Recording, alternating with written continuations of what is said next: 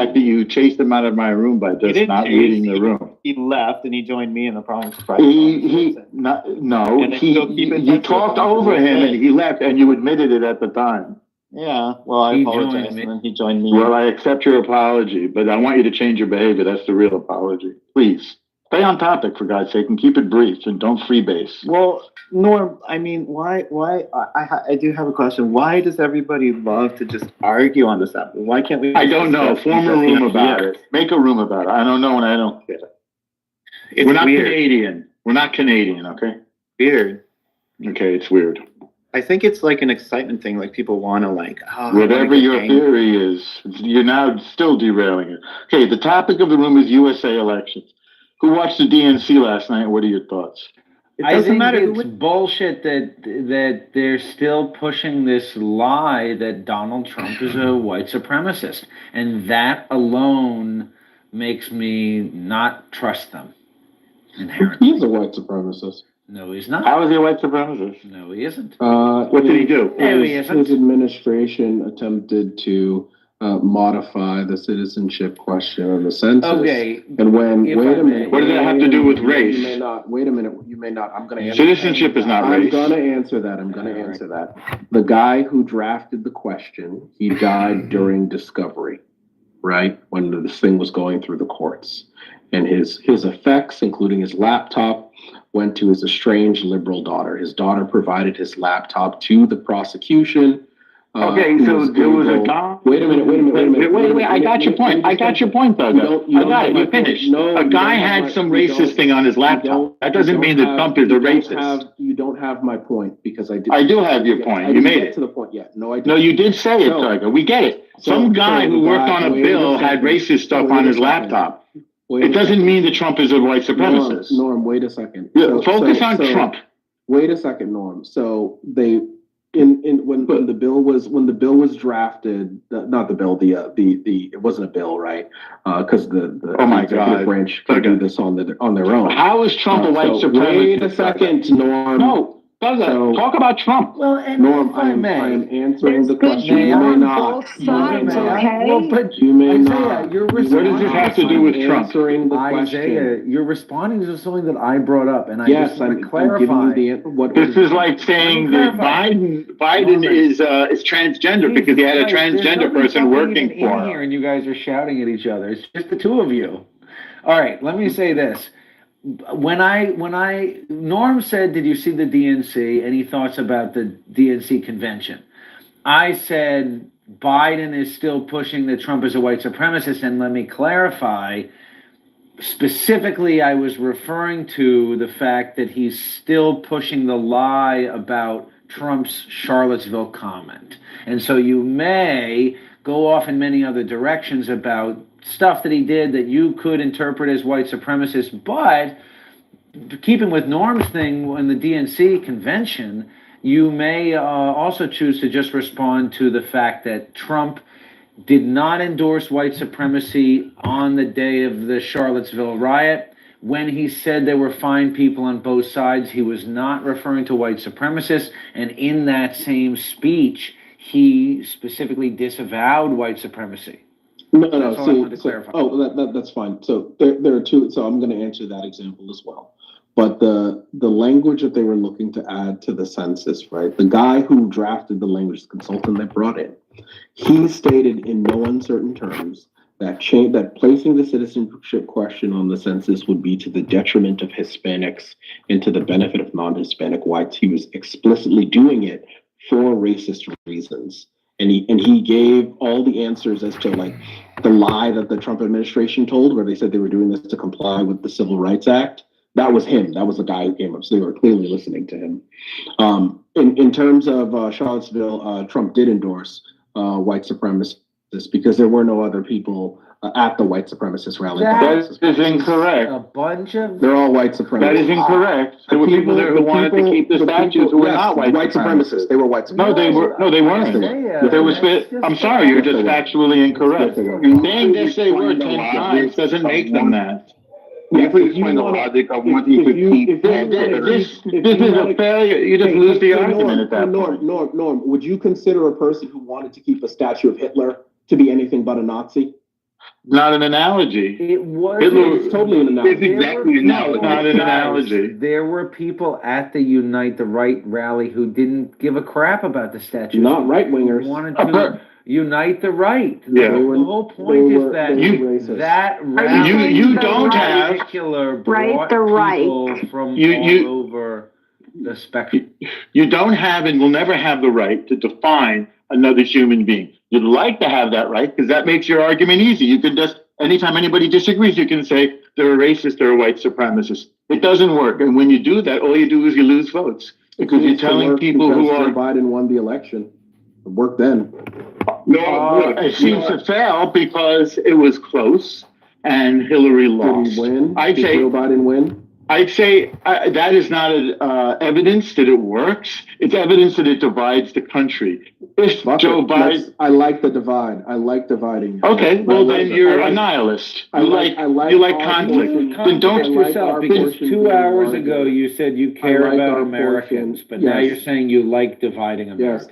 Yes, those people are my enemies. Right. That's weird. Right, that's So you care exactly about the Americans, problem. But It's- Americans are you- your enemies. It's not. You've it's not articulated the weird. problem. Consistent. It's- You it's didn't not contradict. weird. You're It's not- alienating it's not a 75 million contradiction. people. It's You've made not 75 weird. million It's not- people your enemy. It's not a good weird. strategy. It's not a contradiction. Well, no, Black it's people in the violent. United States, black It's people very in the violent. United States actually have enemies Black who are people domestic versus white in people. the United States, That's and what you those think would it be is. That's a right great- wingers. That's a Right-wingers great, would be the enemy There's of left black black people. wingers people too. It's versus not just the conservatives. right wing, it's the left No, wing no, no. too. But Right there was a wingers lot are of the enemy. people on January 6th wearing stuff like Camp Auschwitz and like crazy like white supremacist like clothing. Sure were. Yeah, that's what I was about to say. Sure. That doesn't mean that There are- everybody who there thought are the election people was that stolen was a white left- supremacist. It's a lie. They were. Right, just like Well, not not everybody everybody. who's in a, not You just see, like this- everybody who's you in know- a pro-Palestine You- rally. You have scientific training. Hang on a second, Joe. You have scientific training, Doug, but then you Listen, why reel did you off not let that into man the speak? lost. Why would you not let him Because speak? because I was in the middle of something, you talked over But me. you're always So in you the have, middle of hang on a something. second. So do you have scientific training, and then you just go completely off the rails when you're trying to reason? So just because somebody thinks the election was stolen doesn't make them a white supremacist.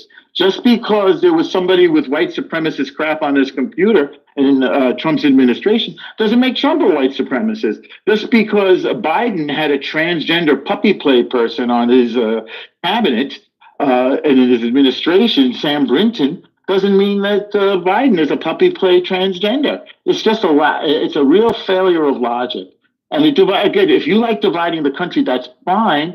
But then you really don't have much to complain about when you lose a battle. When other people decide, okay, this guy says we're at war, so I'm going to fight. Then it's going to be a big problem. Then you're going to be very unhappy that you're fighting somebody. No, we're not at war. And there's no need to be at war. But if you attack somebody, they're going to attack hard. Well, I mean, And they were attacking the Capitol. They didn't attack the Capitol. They were protesting. They were attacking. That's what they were doing. No, they nobody attacked anybody. There was no attack. There's no more an attack than what's going on now. Egomaniacs, and then when you get in a room with each other, you Well, it's just funny because fucking nobody was talk convicted of past each domestic other terror. and over each But it's other. funny that you Don't say let that. Anybody else chime in? You can chime in. Everybody can chime in. I just want to finish the thought before I we think skip. like 5 people died though. Wait a minute. Well, hold on. Where did they die? Can I address something real quick? I just want to address Yes, something. According please. to El Normo's logic, though, basically, if you attend a pro-Palestinian rally, you're also not anti-Semitic. So there you go. You don't know what my logic is, and what you said makes sense. That is your logic. It is your logic. You want to try it? No, I'll tell you what my logic is. I'm not relying on you to explain my logic, but make your point. Let's see what your point is. He was saying that I'll there come were with your point. left-wing people at Then you misunderstood. Palestinian rallies saying anti-Semitic shit. Say that again, Did you Ishmael? take him out? No, I sent them down. There's too many people getting modded. What? There's nobody in this room. Well, There, there's he a left. few people. No, You see that? on the He stage. left. Make your point. He's on the stage. Make your Oh, point. he's on the stage. Make your point. My point, I don't remember what I was going to say. Okay, you were talking about Palestine, pro-Palestine, and Oh, logic. it Does was that help? just that you guys are Look, Isaiah says that everybody at the Unite the Right rally was a white supremacist because they supported tearing down the Stand state. by it. Stand Then absurd. Danny, Yeah, it's then absurd. Danny, I'm still talking. Then Danny said there were people like wearing a Camp Auschwitz sweatshirt at January 6th, which is not good. But then the Trill Progressive said something which now Norm's out of the audience. What the fuck? I It's a made black the Trill a It's a moderator. black takeover. I Oh, didn't shit. want him to be Oh, removed there's new from ownership. being a mod. We under new ownership. Oh shit, we redistributing. Okay, so is Norm still here? No, Norm Who left. I was talking to. Now The Norm normal left. But really, that's on him, because he started that shit. Because everybody was being stuck for the You animal. guys, He was being a yeah. bitch. Anyway, now he's back. No moving. I was talking. Why do I even bother? Go ahead and talk. You were still talking. I don't even remember what I was saying. Oh, I was simply saying that there are people on the left who say hateful things too, and that doesn't mean that everybody on the left is hateful. That's all I was trying to say. I hope Norm heard that. Where's Normo? God. I don't know you guys- if you're at a Nazi rally. It wasn't a Nazi rally. It was a rally attended by It was Nazis. literally a Nazi. No, it was called Unite the Right. And It who wasn't called organized? Nazi Who organized? Schmazi. Who organized the rally? It wasn't called Who was Nazis Meet Today. Ishmael. Who was the organizer? I don't Richard Spencer. Richard don't Spencer was the organizer. Okay. Yeah, we were looters and gangbangers when Richard Black Lives Spencer. Matter was going on. Richard Ishmael. Spencer was the organizer. I don't know. He's a Nazi.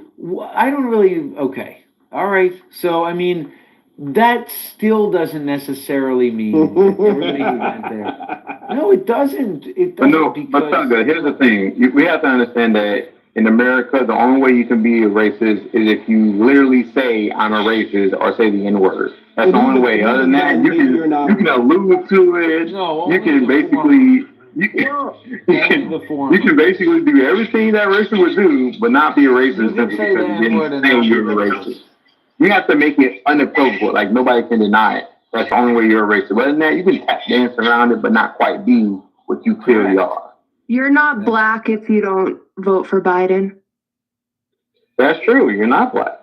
You're probably a Republican. So this is the thing, right? That you guys don't understand. Black people did not think that Joe Biden should have said that, right? But black people don't disagree with that sentiment, right? Black people who vote for Donald Trump are ostracized. They don't control any sort of institutions that black people care about. They're not really fucked with like that. So you guys think that pointing out that Joe Biden said this is supposed to matter, but after Joe Biden said it, all the black people basically voted for Joe Biden with 90%, right? So it didn't actually move them. Because I mean, black people kind of agree with that, right? Like that. Right. So what policy do Republicans have that benefit black people? Don't. Basically none. Actual, not like Clubhouse. Like I've never registered to vote. And I've never voted. Most of them are felons. Most people vote for black people who vote for them are felons or ex-felons. Or they don't vote at all. Most of them don't vote. That you see on Clubhouse. The ones, the people who are like regular, like 4 out of 4 voters, like they voted in the last 4 elections, black voters, they're not Republicans. But I think a lot of it is like they feel emasculated, so it's like, hey, man, if I vote for this perceptively masculine, not really masculine, but like they think he's masculine because he says shit that's off color. That now I'm more masculine because I voted for a guy who perceives to be more masculine. It's weird shit, really.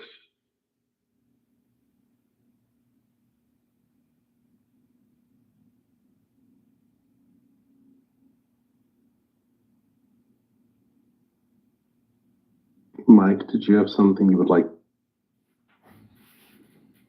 Or Dan? Oh, I generally agree with you. I put a note in the thing earlier when you were talking. I generally agree with you on most of what you say, and I do think you're smart. I do think it's difficult to say that everybody on the right at that place was a Nazi, as much as it's impossible to say that everybody in the pro-Palestinian thing is anti-Semitic, which is equal to say, like, I just don't seem like they're true to me. And then the other one that Norm though insists that the people that it wasn't an attack on the Capitol, it wasn't an attack at all. It was a rally. No, it wasn't. It was an attack. There were people being hit over the heads with things, cops. You know, so yeah, it was an attack. And so I just don't know why we can't talk about these things and like be honest about it, even if the numbers are minimal. This all or nothing mentality is what keeps people just like bickering back and forth without having any fucking common sense conclusions. You think Ashley Babbitt should have been shot in the face by a guy, behind a window? What was Ashley Babbitt? Was she about to kill that guy who blew her in the face? Wait, why? Well, they know the thing was about Norm. It's just that I've noticed that he gets more obnoxious. He gets more obnoxious and less willing to listen. The closer he gets to the top left corner with his mod badge. Or you could say less like. And once he's at the top, he's a taller, but he just won't fucking even have a conversation. Clubhouse works. That's Edmund. That's Edmund. He's one of my favorite people on the app. He's one of my least favorite smartest, people on the app. Yes! and most intelligent people on the app. I'm still on stage. I don't know what the problem is.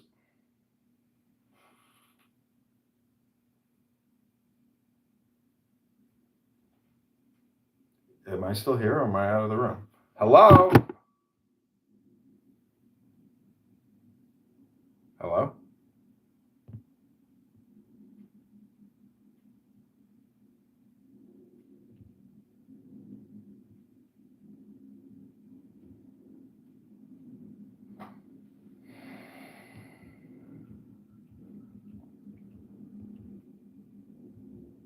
One of my least favorite. That was like the greatest compliment. We are peaking. Today's a peak day.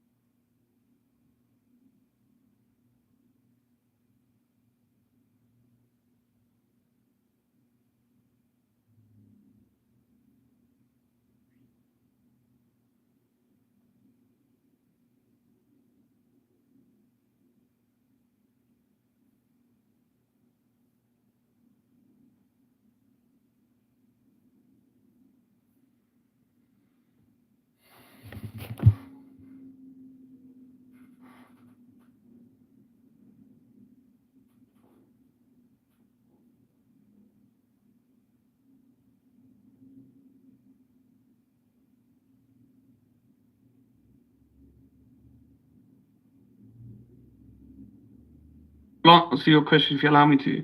So what we're saying is, you want me to give an example of a crime that was committed, an unethical crime which was committed that was not investigated by the Israeli government. Give an example, right? No, that you think that is unethical, or that is unethical. And then what we will consider that An illegal act. Well, one second, just quickly. Or whatever you want. Get a bigger picture of this issue, because like, if it's a problem, if that word is a problem, and I think most from what I've seen, even the Black community finds that word is a problematic. It's so stupid. How am I supposed to know if I'm stupid? Most people don't know that they're stupid. Stupid. But you sound stupid, boy. Okay, well then tell me I'm stupid then. You don't sound very intelligent or whatsoever. And you know what you sound like? You sound inbred and fucked by your uncle. I don't sound inbred though. I sound sexy. You sound inbred and fucked by your uncle. That's how you sound. Nah, that's how they do in the Middle East. I don't know about you guys. I think that's an American. That's how they do in the Middle East. You ever heard of Bacha Bazi? I'm not from the Middle East, sir. Oh, where you from? Britain? I'm from Australia. I'm Aussie. Boy, you is not no white Aussie. You're a Muslim that immigrated to Australia. I'm white. Who said I'm white? I'm black. You're not black either. You're a Muslim. You're a Muslim. You're an Arab. You're an Arab Muslim. I'm not even Arab though. I'm pretty sure my skin color is black. Oh, so where are you from? East Africa. Oh, that's even worse. Something that if this bothered me, that I don't think I said it as clearly as I should have. And I opened the Quran, and there it was. And maybe I'll deal with it Sunday, but it has to do with this. Allah will protect the believers from the terror of that day. And it says it twice on the same page. I can only say Allah guided me to that because I didn't know where to find it. Terror is coming. What happened? If you put down your guns, You need to calm down, son. no, why would I calm down? I'm a Jew. If they put down their guns and make peace, then there's no more military occupation. It's their choice. You can have it any way you want it. No peace for 6 months. Okay, if you don't want peace, then you're going to have war. It's your choice. Exactly, for 6 months. It could go on for 6 years. As long as they want war, they'll have it. And when they want peace, they can have that. Hold on. Go ahead. Rabbi's trying to troll you because he just wants economic gain from the war. So that's that. Let's just move on. How does he get economic gain from the war? How does he get that? Financial gain, not economic gain. But same thing. How do you get financial gain from the war? Investing in oil, investing in weaponry, and Okay, also. great. Okay, that's not my problem. Let's just move on from that. My problem is the safety of Jews. That's it. Yeah, me too. I mean, I care about the safe. The more unsafe they are, the more money I make. All right, this is not the Middle Well, East. then you'll end up in jail. Wait, why would I end up in jail? Because you are invested in hurting Jews. That's a problem. That's against the law. You just said you are. You just said you got economic gain when Jews are unsafe. That's investing. I'm investing in security companies and stuff. So I mean, I'm just telling you, the more unsafe people are, the Jews. Right. And I'm telling you that your philosophy will get you in jail. But good luck. Enjoy it while you have it. Jail. I have the right to buy and sell I have stuff. a question. When you purchase stocks of armored stocks, for example, isn't that technically, say for example, a country's at war and you invest in those stocks? Are you now saying you're basically paying for these people to die? No, not at all. You're participating in free trade. Okay, so I'm gonna go to essentially that's what he's. I think he's an idiot, but No. essentially that's what he's saying. No, he said that he makes money when Jews are unsafe. That's what he said. He said he makes money. That's why I'm telling you to calm down, because you're He literally said he makes money when Jews are unsafe. That's quoting him. and that prevents. I don't know what you mean by emotional. I mean, I'm a human being You're like you. behaving like a woman. You're Bani Adam or Bani Hawa. It sounds like now you want to have sex with me. And my answer is no, thank you. Thanks for your offer. I am a top, if you're wondering, but I'm just telling you. I believe not only wasn't I wondering, but I'm going to now have to go get therapy to forget what I just heard. Well, just make sure to get the prostate checked on time. I'll leave that to you. Why are you Exactly. Leave that to me, boy. Yeah, you can get your prostate checked. I have a question Guys, for you, guys. Al. We're gonna be like, we're gonna actually have civilized conversations here because you guys are all acting like animals. We and can. Not me. I'm not acting like an animal. No. You can't shut up. No. You see, that's the problem. Can you just remove that idiot? There's no need to shut up. Including yourself, you're just not acting correctly. How? And we're not going to do this back and forth again, where you make these like broad statements, and then somebody tries to have a dialogue with you. They ask you a question, and you just run away from. How am I running? Ask me any question. I wasn't She said talking about Anthony. to you. You make everything about you. Stop talking about yourself. Who are you talking? Your name's not Anthony unless Randy sounds like Anthony. Look, the respectfully to Anthony, and I love El Normo, but they're more emotional than a woman. I'm just telling you, it's not easy to have a discussion. That's just what it is. What it is that you lose and then you cry. And then you get I'm sexual. the one telling you, I want the war for 6 more months. Holy fuck, this guy's retarded. And how is that retarded? What does that have to do with the conversation? Maybe you're the retarded one. If you don't understand the conversation. I don't want the war to end. How am I? Say again? I do. I don't care. It's not up to I you. do not want the war to end. You have no say in this war. You're a passive bystander. Rabbi, can you please tell El Normo? Rabbi, can you please tell El Normo what the game that you play on this app and why El Normo doesn't get it yet? El Normo, he does this every day. This is his shtick, and you're falling for it. It's bait. He does it to everybody. I do it every day too, and I don't care. I get it, but you're still engaging with him. I do it By even talking to him, you perpetuate his troll. Don't you see that? Thank you for your analysis. If I cared about it, then I would do something about it, but I don't. Have you ever worked with the IDF? Yes. Oh, you served, yeah? Yes. I didn't kill anybody. I was back of the field. What do they call it? Back office, whatever. I was in the field, but I was a support person. Like oiling. Say again, no, I wasn't a real fighter for the IDF, but I was under fire for the U.S. State Department and for various countries that were at war, including Bosnia. For making us money. Is it true, El Normo, that Muslim women? Is it true? What's your point in asking? Because my father and my grandfather both fought in the Israeli IDF as actual, like, they fought on the front line. So what's your point? Can they sleep well at night? I'm sure they sleep just fine. Really well. Yeah, we thank them for their service. Baruch Hashem. Mazel tov and l'chaim. I can tell you what war my dad fought in. The Lebanon War, so. If he's still alive, thank him for me. Ruboy Shalom. I have nothing against your dad or your granddad, but you can see why I would have support them in their endeavors.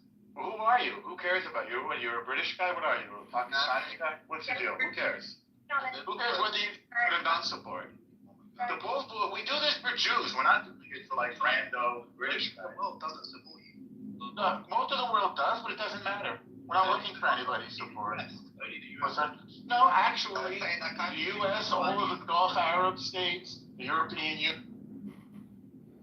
He coming, like it's instantly ass beat on site. Keep it all the way funky. This thing was sharing their location.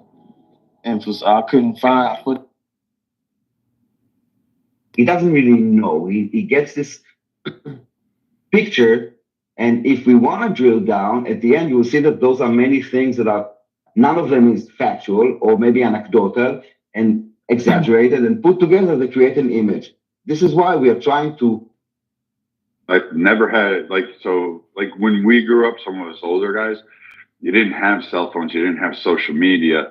AOL was later on, and if you said something, someone was going to hit you. Like that was just the rules back then. You were going to fight. So, Aziz, make a claim, and we will try to kind of build from there. Okay. Right.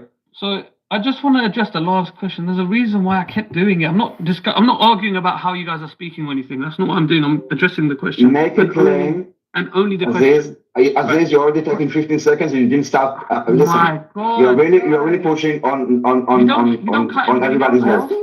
I will do whatever I want. Listen.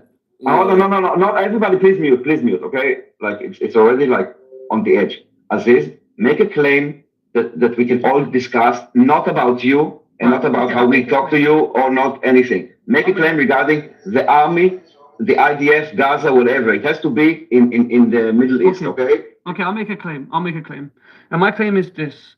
I don't believe that you can self-govern, and I'll explain, right? So I can't determine whether my soldiers are unethical. That isn't logical. You must be governed you must be at least audited and criticized from external parties. Now, I understand that there are parties out there that want to see you fail. So you have to get a wide variety. I think the point is understood. Aziz, hold on. I think the point is understood. Yeah, well, because we don't need to go long. So basically, Aziz is arguing. Aziz, mute up, please. I want to make it short. I'm sorry, this is not the type of room for lectures. Your point is that you think that a body that investigates themselves is not okay, right? And then people will address it. This is your point, in general? Yeah, I saw Caleb and Linda's hand up. Okay, so you made a claim.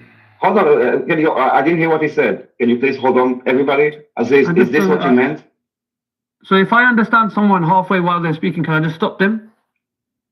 I'm just asking you if this is what you meant. If you say no, I will let you speak again. I wasn't done. It's not no. Okay, so go. I haven't made the claim yet. You asked me to make a claim. I haven't made the claim. So you can't just cut me off, is what I mean. Oh my God.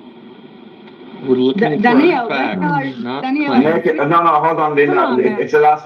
Make a claim. I will not stop you. But Aziz, I asked you now if the claim that you made is that the body cannot investigate himself. You said that it's no. I will now give you the mic again. So you will speak, but hold on. I didn't finish. I will now give you the mic again. Make sure that it's not just about a body that cannot investigate itself. Okay?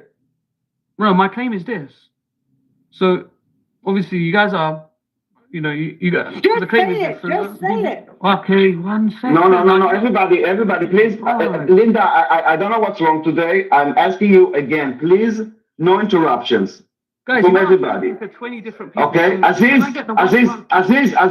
shut up. I didn't finish. Okay, I'm asking everybody, please. I understand that I'm taking over this conversation. It's today. Okay, please let me. I understand that it might be annoying, but please let me today. Okay, Aziz, go ahead.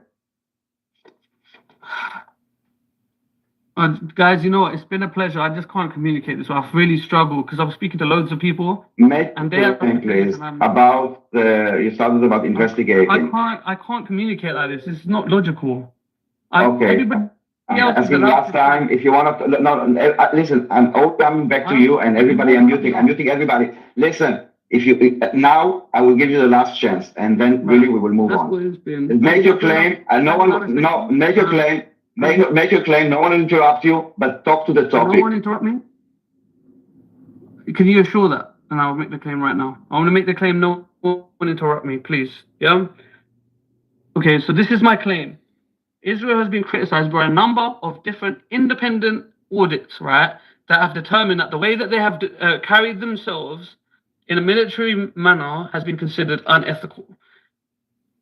What are your views on these independent audits on Israel's ethics? What are your views on it? Tell me.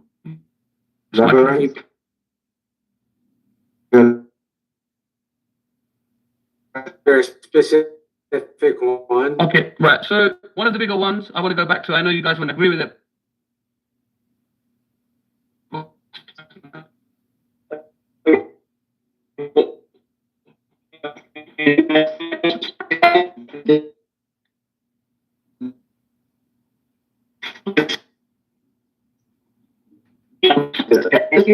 Countries around the world have self-policing mechanisms. Military court, there's a civil court. Right? So this is not unusual.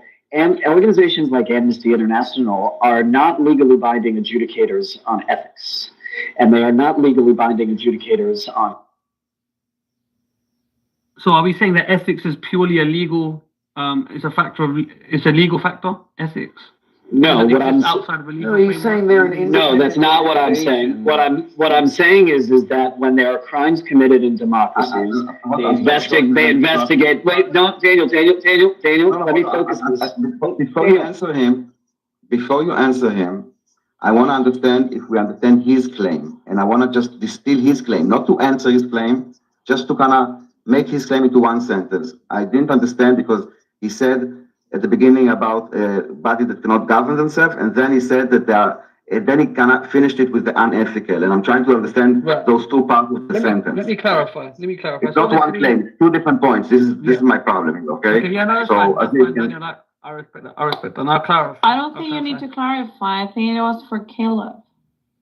No, but No, it wasn't. It wasn't for me. It wasn't for me. Look, no, it wasn't. here's the thing. Aziz is making a claim. Aziz is making a claim that Israel can't self-govern itself, and that we should use organizations like Amnesty International. I'll return to a point. No, hold on, Caleb, 1 second. Is this what you're saying? Is this? Did you summarize? No, I'll explain. I'll explain. No, I just summarized it. But you saw how fast he did it, like in one sentence, and how I did it, one sentence. Okay. Aziz, did I say your position? It's hard to do it. It's really just hard to do it. I'm trying to say it simply, and I'm trying to. Is the way that I said it? Is the way that I said it accurate? Is the way that I said it accurate? So it's hard. I'm trying to think of an answer. Is the way that I paraphrased your position accurate? I've got an answer. I've got it. Now it took me a second. I have to think about it because He's retarded. I'm sorry. Yeah. So just give me a second. Yeah. So what I'm saying is this. I don't believe that you can self-govern ethics. I don't think we can self-govern ethics, right? So we have to rely on, to some degree, like independent audits from external. And what that does is allow us to get a perspective. Now, I respect the fact that there are entities out there that are anti-Israel. No, Aziz, again, I'm asking you, like Caleb did in like a sentence, to make a claim, not the entire case, okay? Just okay, well, my claim is you made a claim.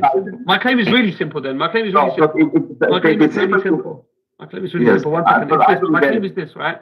A lot of independent entities have audited the way Israel's ethics have been throughout the war, and they've claimed that the way they've carried themselves has been unethical. What do you say about that? That's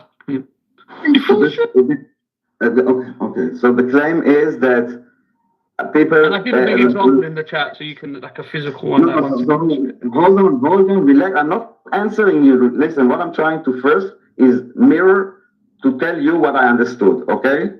And then you will confirm, and then everybody knows exactly what you spoke about, okay? And I'm not trying now to debate you on this. I'm trying to see that I understand what you are saying. Okay, Aziz? Yeah. Okay, so what you are saying, that there are international or like NGOs that made reports saying that the IDF is acting in ways that are unethical. Yeah. This is what you're saying, basically. This is the claim that we are now talking about. Yeah. So we are addressing independent organizations that have audited the Israeli military and have come to the conclusion that they're dealing with it in an unethical way. And I'll put an example in the chat. So you can get a solid example. I just wanted to summarize for everybody, so everybody's in sync. Roddy, go ahead. No one denies that. Like Amnesty International, Human Rights Watch, all of them, a lot of organizations are going against Israel. Is that the only claim that you are making, Aziz? No. Obviously, somebody said they reject the. It was not just Amnesty International. Loads of different audits. I know, like Human Rights Watch, Amnesty International, some of the UN bodies. Yeah. Is that the only claim that you're making? So my question was, just a question, but my question was, is that not an appropriate approach, or do you think that you just need to self-govern? Like, do you believe that self-governance? What do you mean by appropriate approach? Yeah, what's the approach to what? Govern ethics? Like, to govern ethics? Right now, you have international law that some of those laws are binding, some of them are not. I mean, yeah, we have like. And you also have agreements between countries, yeah, like Geneva between states. And yeah. No. I'm talking it's just agreements. Like, for example, the peace agreement between Egypt and Israel, right? Or between Jordan and Israel. Those are agreements between countries. Those are the types of things that people should abide by. Sorry, countries should abide by. Is that it? Is that all? I mean, it's also a silly argument to say that independent, democratic countries don't have mechanisms to police themselves. Why is Israel so unique in their inability to police themselves? Every country does this. There is a very crucial idea in democracies called the checks and balances, right? So government can actually govern itself, where you have three different bodies. Usually, it's like the judiciary, and what else? Yeah, but that's how The it works in executive, Israel too. and But another that's how it one, works. and There are then checks and balances. yeah, But there are that. They do, those Yeah, things there- exist. And within the IDF, the people investigating are independent from their officers. They report to the. It's just like again in the U.S. some Uniform Code of Military Justice. They operate independently. They cannot be fired from their job. They have a protocol of how they investigate that's independent of the people that they're investigating. Say it even more. Let's underline that.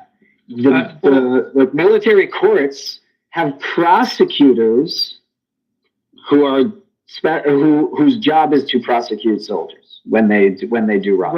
Right. When they break the law. The UK does the same I thing. think what he's saying, I think Now we're getting somewhere. what is Is that mine? Can't hear you. You're in the matrix, dude. Oh yeah. So what we're saying is, guys, because you guys are sort of repeating, you have the same opinion, so I don't need to keep hearing it. But what you're saying is that they have internal audits, internal entities within the Israeli government to audit and essentially review within the idea. Yes. Right. Yes. So my question is Essentially. Okay, guys, we're looking to replace Aziz. So make sure you ping in your best pro-Palestine debaters because we want to have an actual conversation with someone that can actually make good statements. Until we then, spent too much time. we're gonna talk to you. No, you're staying.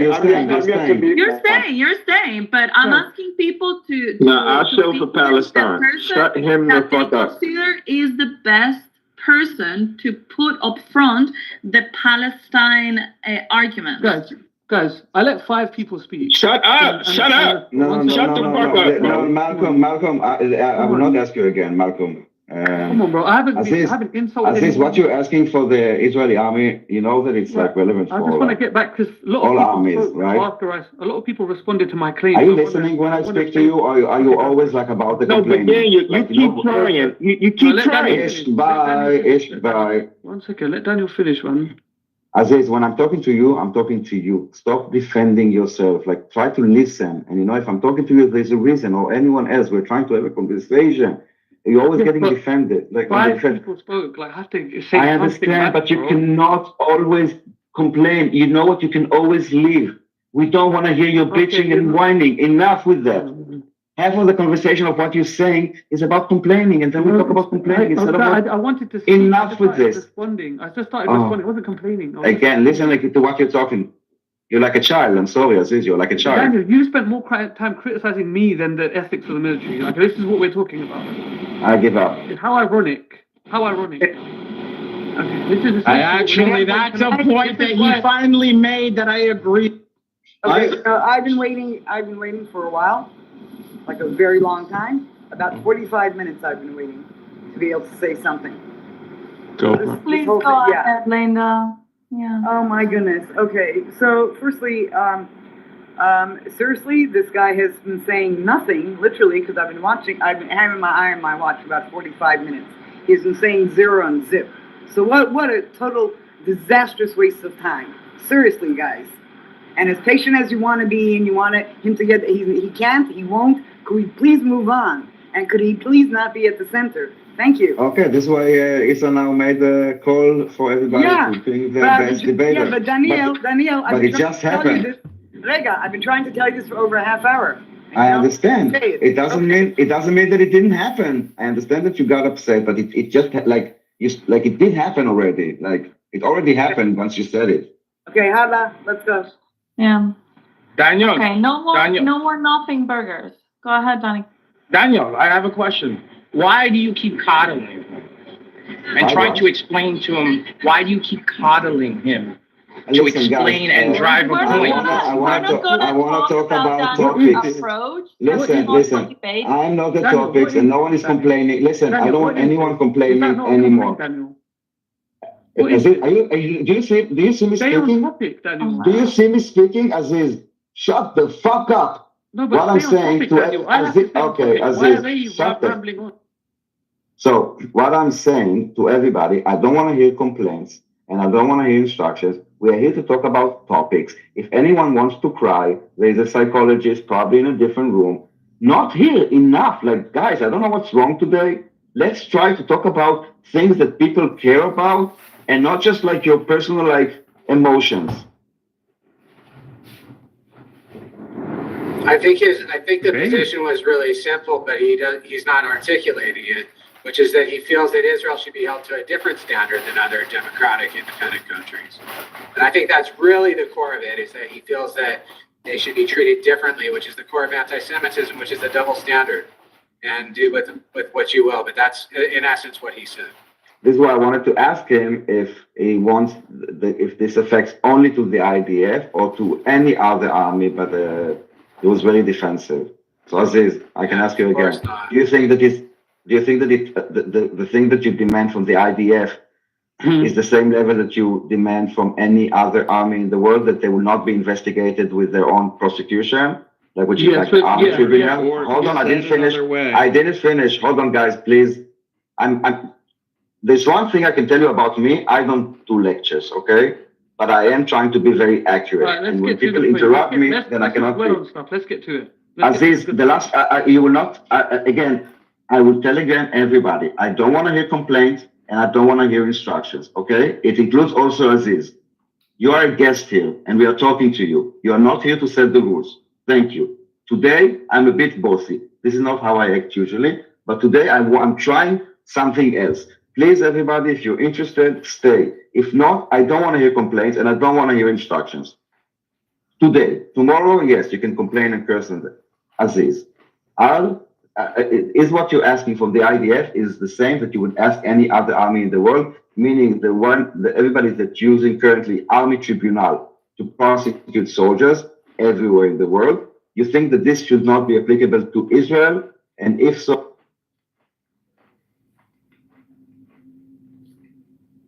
Daniel, you're gonna mute. Daniel. He dropped out. No, I'm dropping him now. Okay, I think I understand the question. I understand the question. No, I will not let you speak now. I will not let you speak. When I ask you a question, and the last thing that I ask you is to not talk about what, like to address the topic, you're like listen, if you're gonna make fun, we're really like on the edge of our like patience. You went on mute, Daniel. You just went on mute. We didn't hear the last bit. I don't care. The only thing that you will get out of your mouth is about the topic. Nothing else. You didn't finish the question. You went on That's it. No, from starting right now. But how do I know you have done, Daniel? Was that done? Okay, it doesn't matter. I don't want to spend more time on this. So can we please talk about the ceasefire? Because I think that there's something going actually on right now that's very interesting. There's the USA coming and trying to do some type of negotiations. This guy, you said the name was Lincoln? I don't remember his name. Lincoln. Yeah, so he is, having meetings in Egypt and in Qatar, and he's mediating between Hamas and Israel. And there are different kind of like conditions in order to achieve this ceasefire. He is very confident that he's going to get it done in 1 week. So let's see. Neither Hamas nor Israel believe that he should be that optimistic, because it's like Israel knows that Hamas is not to be trusted and that they will not agree on the actual peaceful agreements. So I don't know. Maybe we can talk about that. I have only read one article, but I don't know if more people have more information about this, or what are the feelings or the views, or what could actually be achieved. Well, there's a small update that from a senior official in Egypt that talked with the Americans, that he said that if there will be a deal, Sinwar specifically emphasizes that his own safety and life will be guaranteed, meaning that Israel will have to commit to not assassinate him at all from the point of the deals onwards. But okay, if you don't want to kill I'm him, not- that's fine. But I'm not making an opinion.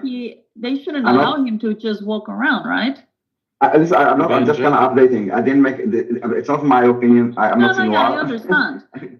But, Just saying what I understand if they say, okay, please don't kill me. But he's still a terrorist and he needs to pay. So he needs to be put in prison. Listen, I think it's odd that he would put this because, he should be like either you are like a shaheed or like you put like your people before you. He's To scared. put your name as a guarantee when your people are basically dying, I think it's like, it's so ironic and like, I don't know how to say it. It's not ironic. It's like twisted. I don't know. It is ironic. But I think that they will not see it like this, like the pro-parties. They're like, yeah. Who's they? The pro-parties, not the Gazans. The pro-parties in the... They will be happy because he's a freedom fighter. But okay, so this is just an update. But basically, if we talk about the ceasefire, I don't know like why Blinken is so... maybe it's more like wishful thinking. The last reports last night were both sides had rejected it. So the fact that he's highly optimistic. Both sides rejected this? Hold on. Yeah, there was one report on Fox News last night at around 10:35 or so during the convention. They broke into the convention why there was a lull in the convention. I tell you what, with this denier framing, you need to basically look into the details because someone can say I accepted, but they also gave 20 rejections, or someone can say, okay, they agreed, but hold on, I'm just going to share it. So we need to understand what exactly happened and who said what. I know that Hamas didn't even send the people, and not only this, they launched this explosion attempt, a huge explosion attack in Tel Aviv, launched rocket to Tel Aviv, and send a message to Hezbollah that now they're winning and the I don't remember the phrasing, the big jihad should start and they should escalate. So and I don't know from Israel, actually, I didn't hear that we rejected the deal. Do you have a source specifically about Israel that you rejected the deal? Yeah, I'm trying to find it. I just repeat like you. I was just but each and every time. But each and every time a negotiation has been placed on the table, Blinken always comes up with, he's optimistic and he's hopeful. And each and every time, Hamas has rejected whatever deal that was proposed. So it's like, what makes this, in his delusional mind, any different from the other negotiations that they've come to the table? What really makes it all different? I think it was kind of like threatening, saying also to Hamas, like, this is the last deal that you will get. Like, if it's not that, like, we're leaving. And then, good luck. So that Hamas also had, this was like the pressure that they put on Hamas. But I think that Hamas is just now trying to understand what is the best way for them to, I don't know, either to die or to, I don't know. But to accept the deal, it's like also the end of them. Yeah, case. but from the way I see it, Blinken is as complicit as they are, because if that's the case, then Daniel, he should have said that from the very first negotiation. Like, if you don't come to an agreement, that's it. So I don't understand. No, it was said. It was said at the beginning. Yeah. If they will not come, you mean? Yes. Well, they didn't come. I don't remember exactly what happened in those. I was after Ania, right? So, Times of Israel, 12:51 p.m. Report: hostage ceasefire talks on breaking up collapses. Hamas remains intransigent. I'll put the link. 12:51, what time zone? I think it's UTC. I don't know their policy on time. But you said that's both. okay. We You can said figure it out with it. You that was Israel. Fox News last night. I couldn't find. They said it on the air, but they don't have an accompanying article on their website. It said, but I just searched everything on the current talks and came up with a TOI article. If anyone, like, knows about Israel response because I don't know that Israel responded with a negative. So this is why I was kind of looking for like where they're bringing it. I think I would also know because I think it will kind of create some. I agree with you. I'm trying to find it. Anything. Yeah, I I seem just to don't think it remember happened. reading. Yeah, go ahead. I seem to remember yesterday Blinken saying Israel agreed and Hamas did not, and they're still trying to work on it as of yesterday. I don't know if anything else. Yo, could you guys find the specifics of the terms and conditions of this agreement? Because that's what the same thing is. You will not see the specifics. Yeah, It's well, not published. right now they're in the talks-ish, so they are not really saying much. But I mean, there are things that Hamas wants, that I don't think Israel would ever agree with, which is, for example, that Hamas gets to stay in Gaza. And they get to stay in government in Gaza. Like, they cannot be trusted anymore. So Hamas needs to go. So I read a Reuters article, and apparently they were saying that Netanyahu. You read what? Reuters. Okay. Pardon me. They were saying that Netanyahu was apparently happy with the deal because it considered Israel's long-term security interests. Right? So I already knew in some way, shape, or form, it entailed like some sort of presence within the Gaza Strip. And, as I read on, you kind of picked up that some of the members participating in the talks were trying to get the Israelis to withdraw from the Egyptian side of the border. Because as a part of the negotiations, the Israelis are essentially trying to host the peace, a situation where they now have control of that border and they can determine what comes in and what goes out. And Hamas disagrees with that. I have some details. So the American agreement that presented on 16th of August is a hostage deal in 3 stages that will lead to the end of the war. A temporary, I'm reading to everybody. A temporary ceasefire at phase 1, and then negotiation with a time limit between phase A and B. This has changed because at the beginning there was no time limit, which was a problem. So between phase A and between phase 1 and phase 2, there will be there was a limit. We don't know exactly how long it is. That they will still have ceasefire while they negotiate about the second stage. So if they either agree or disagree, if they agree on something, then anything can go. But if they disagree, then the war resumes. So in first stage, 30 hostages, according to like a humanitarian criteria, meaning women, old men, sick people, wounded, and children. At phase 2, the men, and at step 3, the bodies. And during this, Israel will partially pull from the Philadelphia corridor, which is the one that also Ish was mentioning, basically the one between Gaza and Egypt. And there's another corridor. Basically, there are 3 corridors now in Gaza. Oh, maybe 2 and 1 is almost going to complete. There's the Philadelphia corridor, which is between Gaza and Egypt. There's the Netzarim, which basically kind of divides south and west of Gaza, and north and south of Gaza. And now there is a new one that is basically, this is maybe what you hear in the last few days about a lot of activity around Hamad. I don't know if you know. So it's another one which is called the Kisufim corridor. So I see why Hamas isn't agreeing though. Right, hold on, let me just finish. So I'm finishing. So in Netzarim, which is the one which is kind of cuts the north and south, Israel demands to put like a checkpoint, so militants cannot go back to the north. I'm done.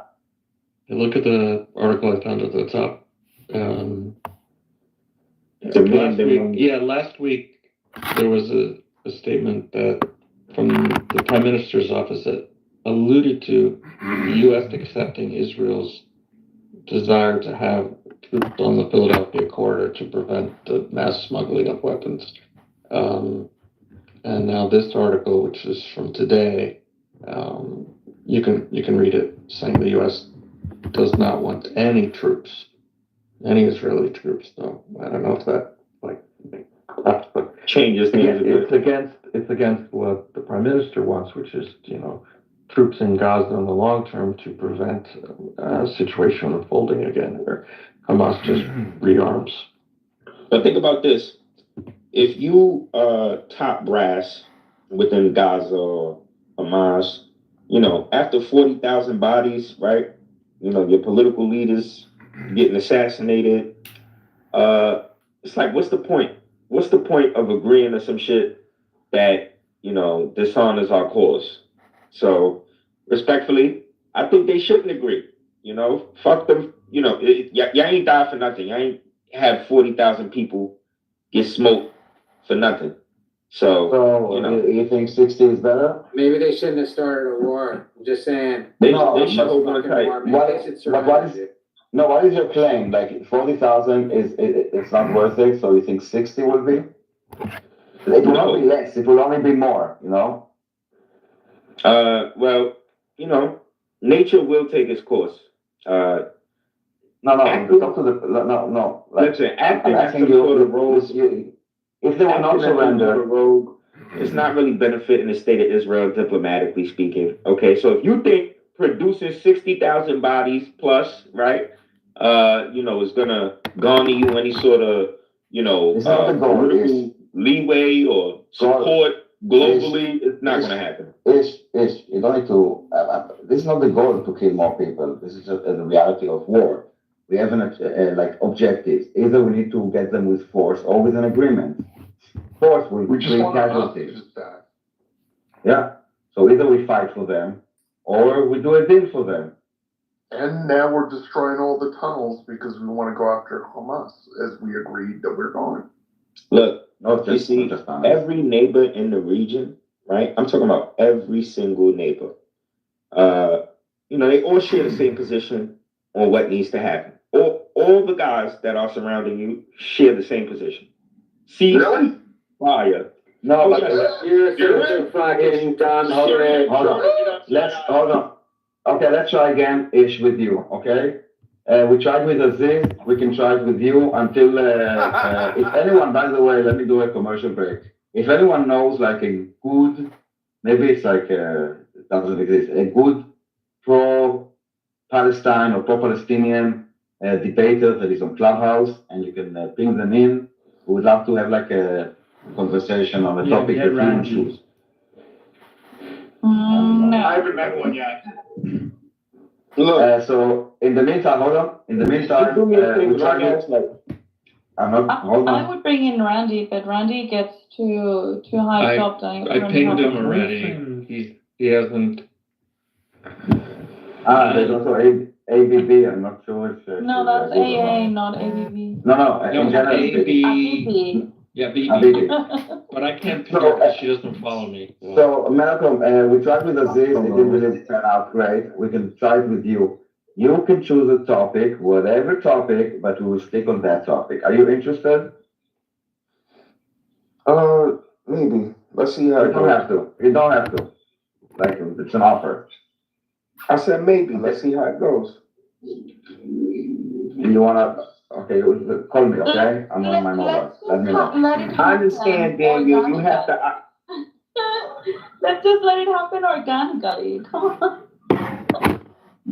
You cannot do it as an experiment, but yeah, we can. Daniel, I know why this experiment. Do you still consider yourself a Zionist-ish? Absolutely. Yeah, that's what he says all the time. I missed that. Yeah, no. Who is Mr. Daniel? You Mr.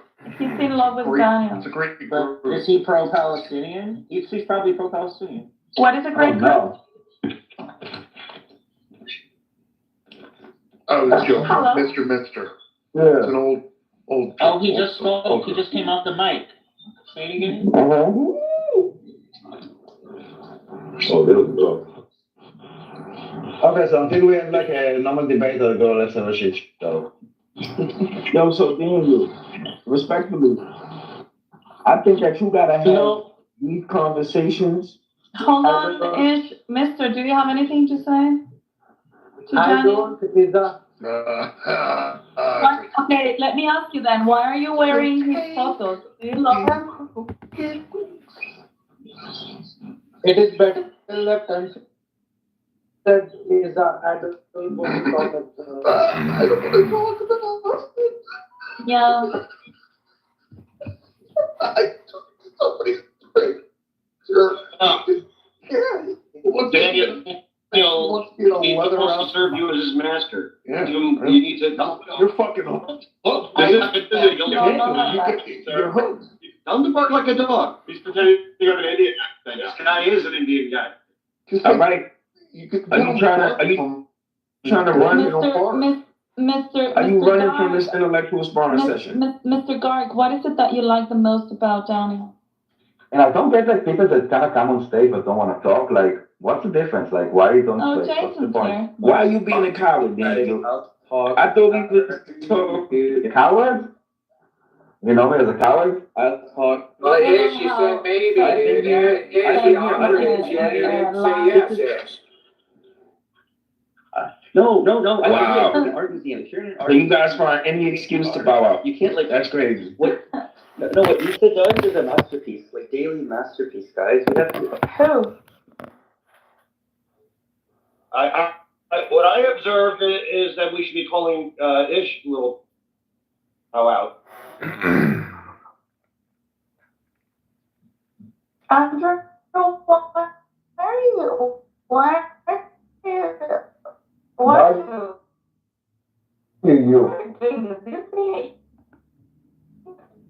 I already told you. What? Oh my God. Did you just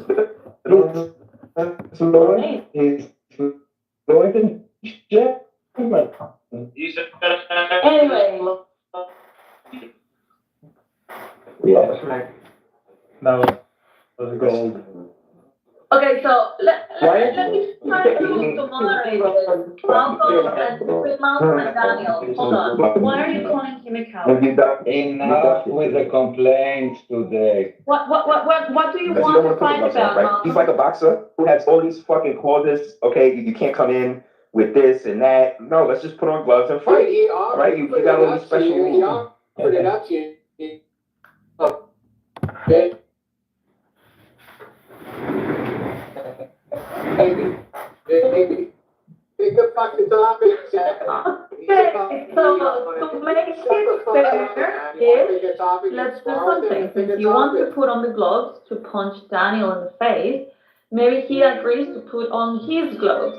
So let us try to moderate quote unquote fight between the two. What is it that you're calling him coward about, and what do you want to talk I just about? answered that, and I also want to say that, the game is rigged, the ref is compromised, so unless I knock him out, What? The okay, referee is compromised? I'm not going to win by decision. I have to knock him out.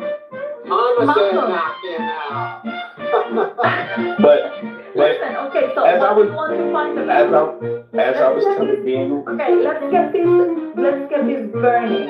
What do you want to fight about, huh? Tell me. as I was telling Daniel earlier, right, some of the folks in that region are in disagreement, right, with the way that the Israelis are behaving, okay? Turkey included, the second largest army in NATO, all right? And Turkey is not in that other region. people in his country, excuse me, rest your neck, rest your neck. See, you are so intimidated. Okay, hold on. No, I'm not intimidated. I can't speak without getting interrupted. You need to be more specific. What do you I'm mean getting by jumped. The game is Israel? rigged. Hold on, let me ask. What do you mean by Israel is misbehaving? What is it that they're doing? Is it that they're not? I don't know. Like, are they not taking showers or? Hold on. Ish, the way that he thinks, he doesn't know exactly. You're asking him a question. He's like a cow, okay? He needs to kind of get it, like, start talking. He will get there. He doesn't know exactly from the beginning where he's going. He's kind of going to the cow. I know. I'm trying to take him there. So. Okay. So what do you mean by behaving? What exactly are you referring? And Daniel will answer to you, but just clarify. Let's try food truck. workers. How about that? Okay, The food truck workers tell me more. and their deaths. Tell You me know, more. mistaking those individuals for Hamas fighters and, you know, effectively killing them, right? You know, that received international condemnation. Let me know if you know. Israel agrees with that. That was a mistake. Israel condemns it as Go well. ahead, Daniel. We're all What on do you the have same to say page. about that, Daniel? It was an example for, like, what is an example Of for bad what plan? behavior, of bad behavior. Okay, it was bad behavior. Okay. Oh, no doubt. It's not an example. It's an example of Israel taking responsibility for a mistake. Yeah. Is what Yeah, it there was a is. mistake, What and do you we. think was bad behavior, Malcolm? You So said in your just 3 sentence, points. you said they mistaken them No, for. I just want to say that yes, there was investigation. Then they changed the protocols. They even how do you call it when you kick someone from military? What is the verb in English that you cannot discharge? Discharge. They discharged a few commanders, including the I don't remember exactly, and wrote how do you call it? Like you write in their personal files. And they added changes. For example, one of the conclusions was to add like a thermical stickers on all the humanitarian cars, so it will be also visible by UAVs because sometimes it's at night, and all kinds of other things. So yes, it happened. It's not the first time that humanitarian workers die. It's the first time that people are talking about it, which is maybe it's a good thing. I would actually leverage it to. One second, just 1 second. I would actually, instead of attaching this to the IDF, which actually was the first one to kind of announce it, to investigate it, no one's like found it, like we said it, to shine the light about humanitarian people that are dying, and not about the IDF. But yeah. Okay, so. Well, just one more thing about that. When folks mention. Just. Hold on, let me. One second. Yes. I thought it was a about problem. the same topic. No, let hear me. Hold on, it is between Malcolm and Daniel, but people can comment. So Yeah, he go wanted to ahead, write. He said he wanted to say Go something. ahead, Sure. Jimmy. Go ahead. Just about this same topic. This is not unusual in war zones, and the United States has also had similar catastrophe where humanitarian aid workers have been killed from our bombing. And what happens is exactly this: an independent, or not even independent, but a self-governance of the country has done an investigation and taken action to try and prevent it in the future. But we couldn't have prevented these humanitarian workers from getting killed from a bomb or from a No. This is something else. No. Yeah, okay, thank you. The last point was extra. It was extra. Malcolm, war is not surgical. It's not clean. There are like people die and bombs are flying, and you know people. Daniel, do you hear? Can Yeah, but can you hear me? Can you hear me? Because I was literally like. Yeah. Sorry. Oh, it's A. He changed his name. It's a new account. So it's war, and things happen at war. Mistakes. The question is, how do you deal with those mistakes? Not that mistakes happen. Do you cover them up or do you investigate? So in that aspect, you should basically praise the IDF for the way that they're conducting themselves. We're not perfect. I agree with this. You did respond to that, and I appreciate the response, right? But here's the deal. There's such a thing as incompetence, right? And, you know, it's one thing to be incompetent, but your negligence or incompetence could become so gross that it's deemed criminal, okay? So I can't speak to the intentions of all of the IDF, all right, or all of the people within government, but, you know, it seems to be that there's a pattern of practice of incompetence, all right? Okay, so hold on. no, I will shorten it. You are saying there is incompetence. I got it. You spoke now for a minute saying you feel incompetence. You will have to back it up with something more than just like titles. No, it's been backed up. Killing you need to back it up. Whether you No, it's not incompetence. But again, what you don't acknowledge, What the way your warfare is supposed to be conducted? You need to try to make sense, because you cannot just say, oh, it's pure incompetence. You need to say, okay, this is the reason why I think that it is incompetent? Because Issa. I don't know, just give it a reason, because just name calling is not. Issa, you have just been given an instance where people didn't intend to do something, right? But regardless of that, it happened anyway. This is a form of incompetence. She asked, no. Everything bad that happens is always incompetence? Listen, all of these kids that are dying, right? Whenever you hear some of you guys speak on the stage, hold on, Daniel, I said one fucking sentence. All right, you're talking about kids. Whenever you hear these guys speak, listen, there were no kids on this World Health Kitchen that you talked about. And if there were, that's a crime against humanity. So let's try to stick to the point. Dude, why is it so hard? You brought up a thing. What's hard? Like I said, talk about kids now. Are there any kids in this incident? Are any kids involved? So what now you're going back to the food truck workers. No. No, you are saying that it happened because of incompetence.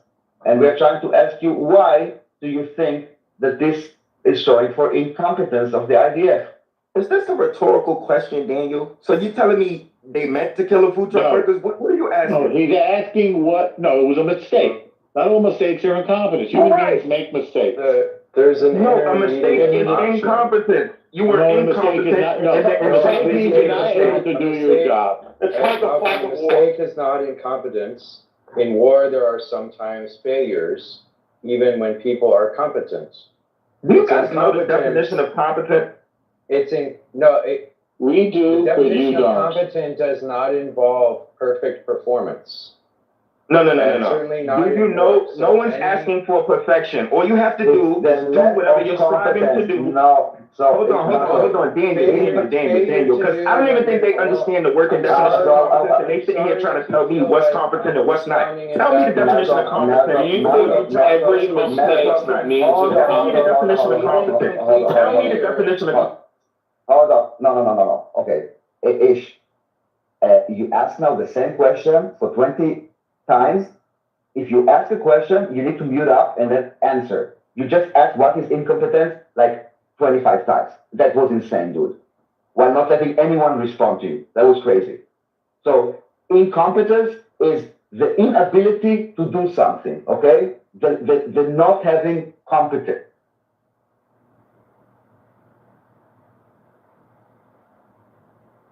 Competence.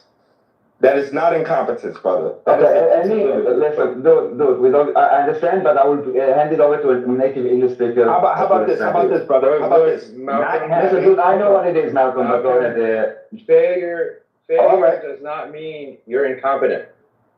And certainly not in war. Okay, competence has to do with your execution of the skills.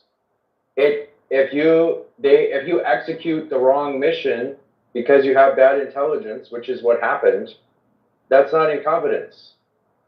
Now, if every week you have the wrong intelligence, okay, then that's incompetence, okay? But if you have the wrong intelligence one time, that's not incompetence. Do you hear yourself, Jason? Malcolm, you're not responding. No. Hold on. So you're basically saying it's not incompetent. I will give you the definition. Hold on, I'm trying to talk with Malcolm here.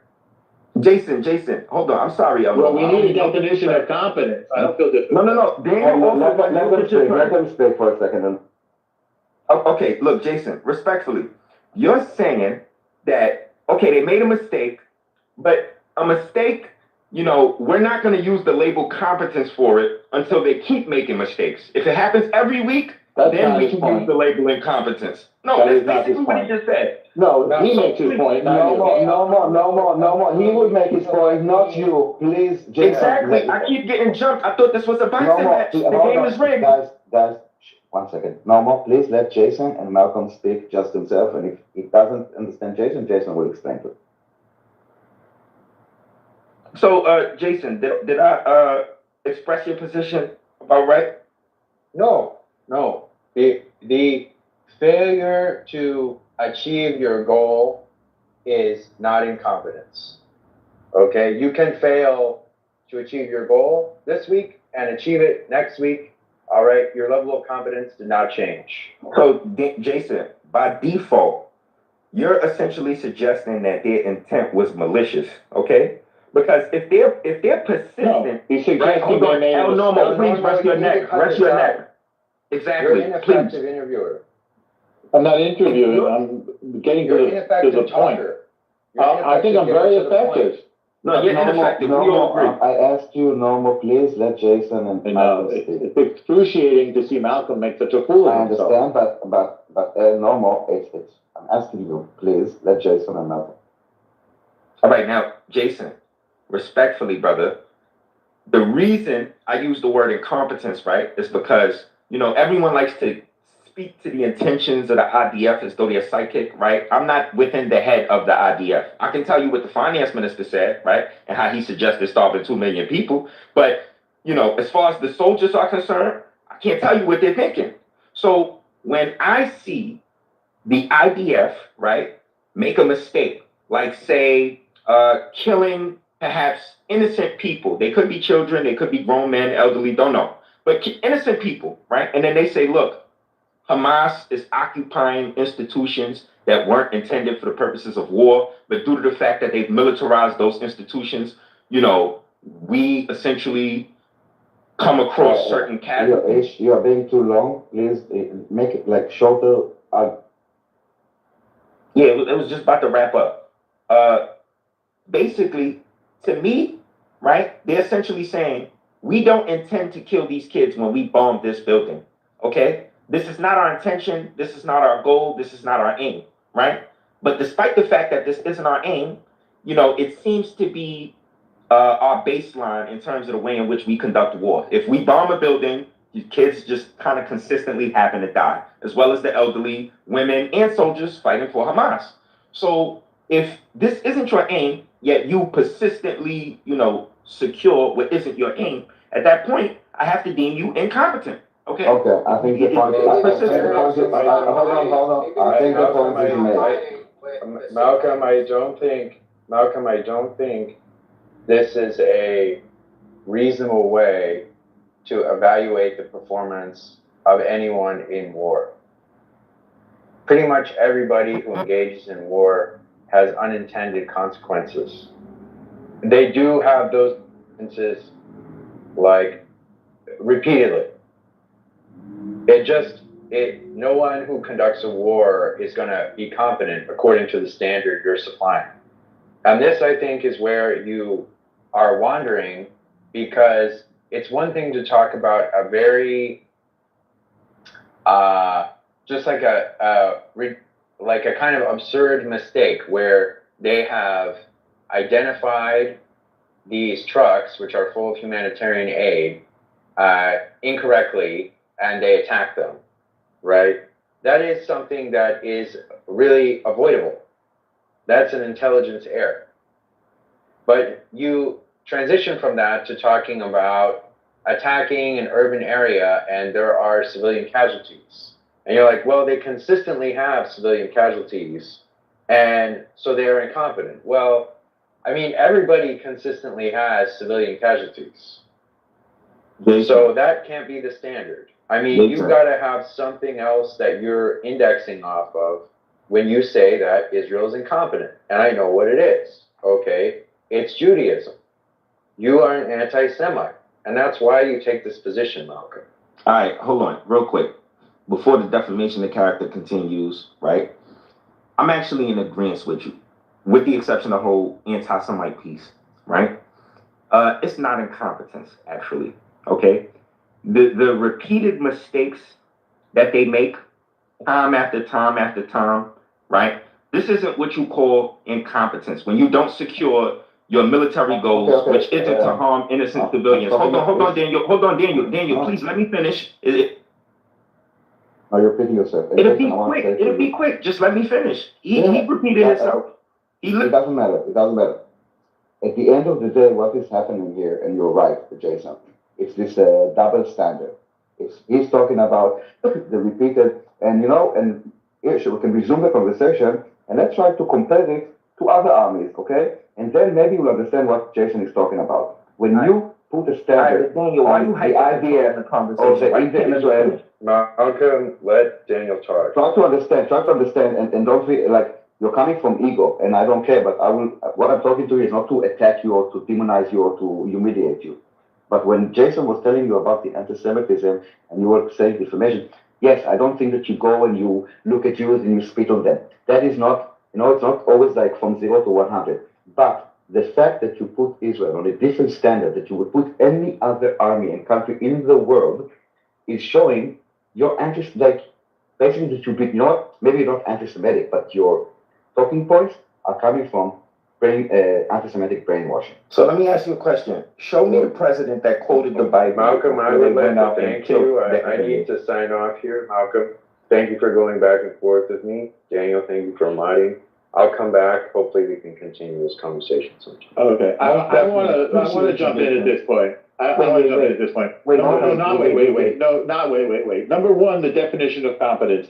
Unlike you, I looked it up. It is the ability to accomplish a goal successfully and or efficiently. And that's what the Israelis are doing?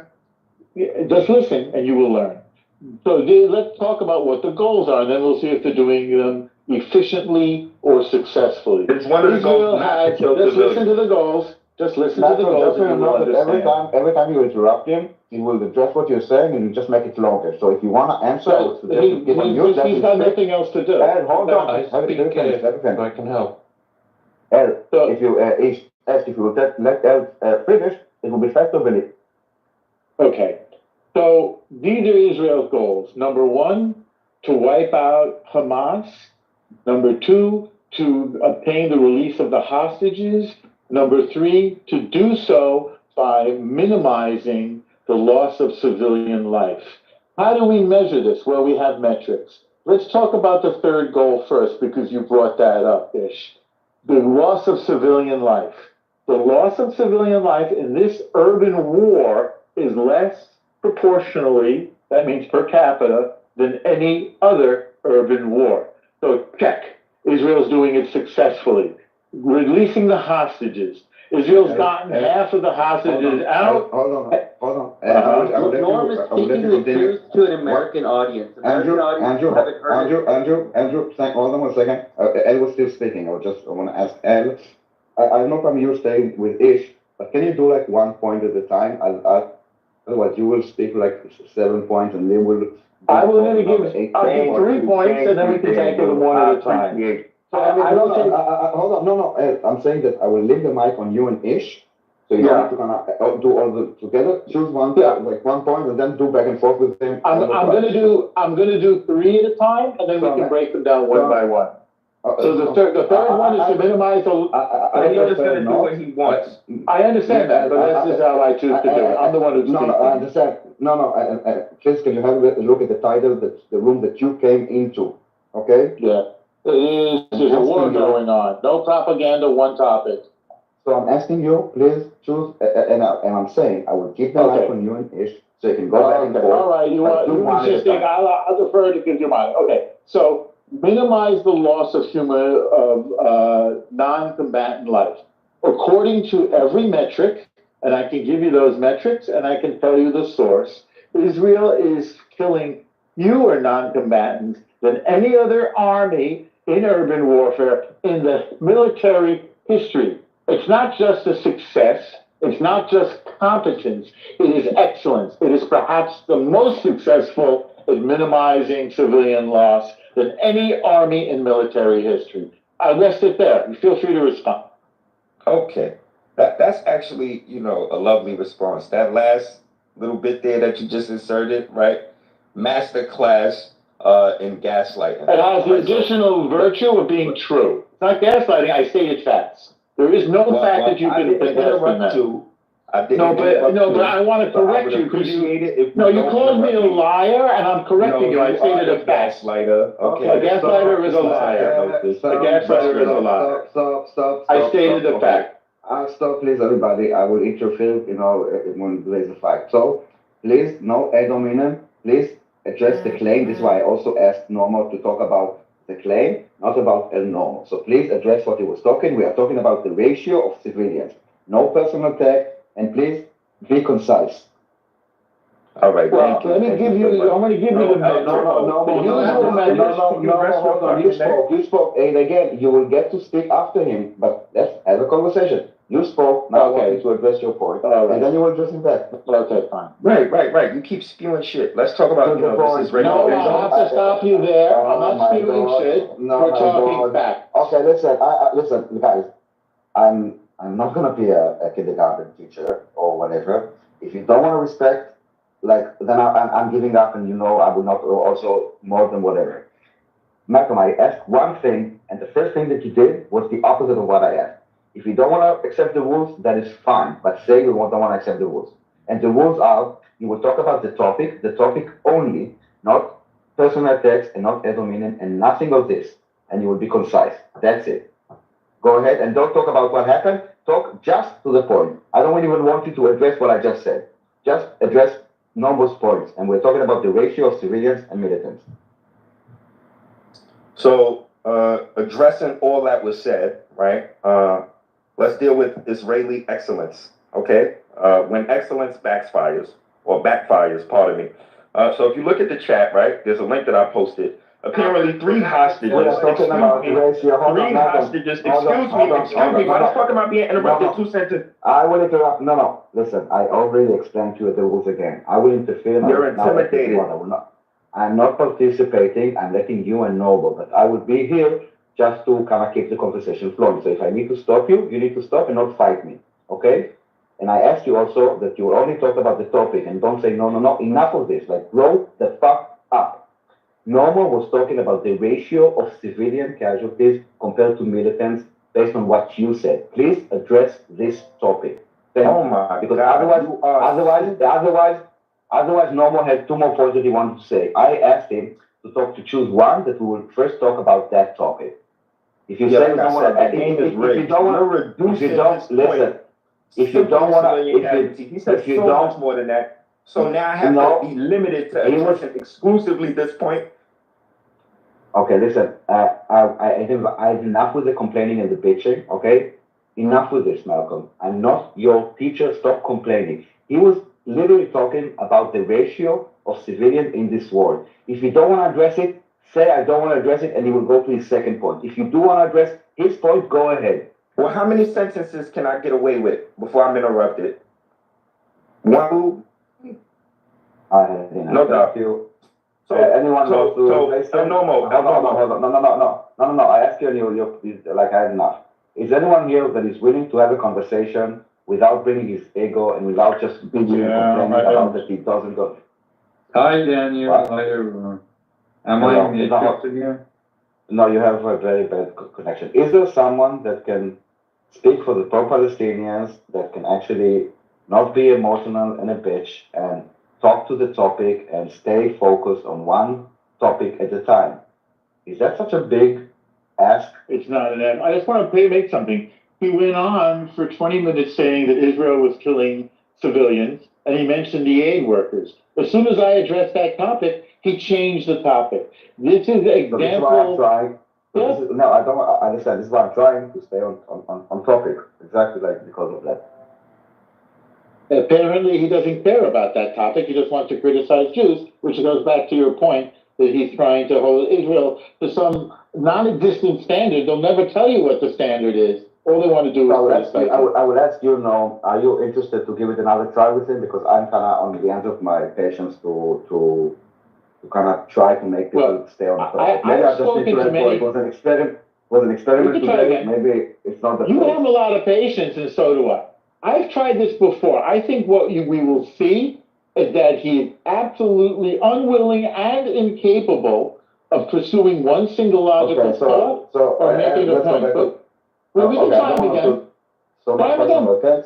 Okay, no personal attacks. Israeli competence, minimizing civilian casualties. Go.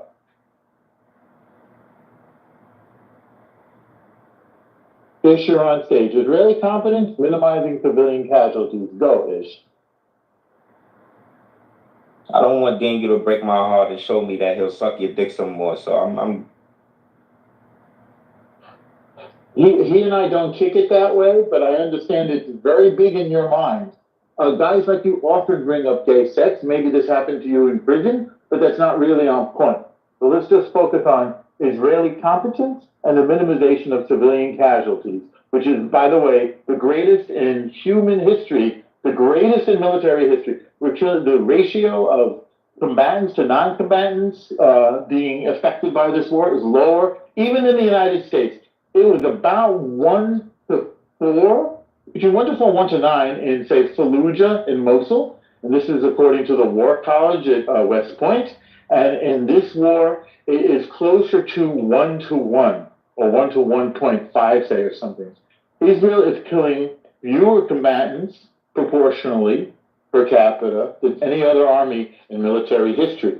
So this is not just competence, this is extraordinary competence. I can go to the next point. Killing Hamas. I think Israel has reached a point now where it has largely wiped out Hamas. Thank you.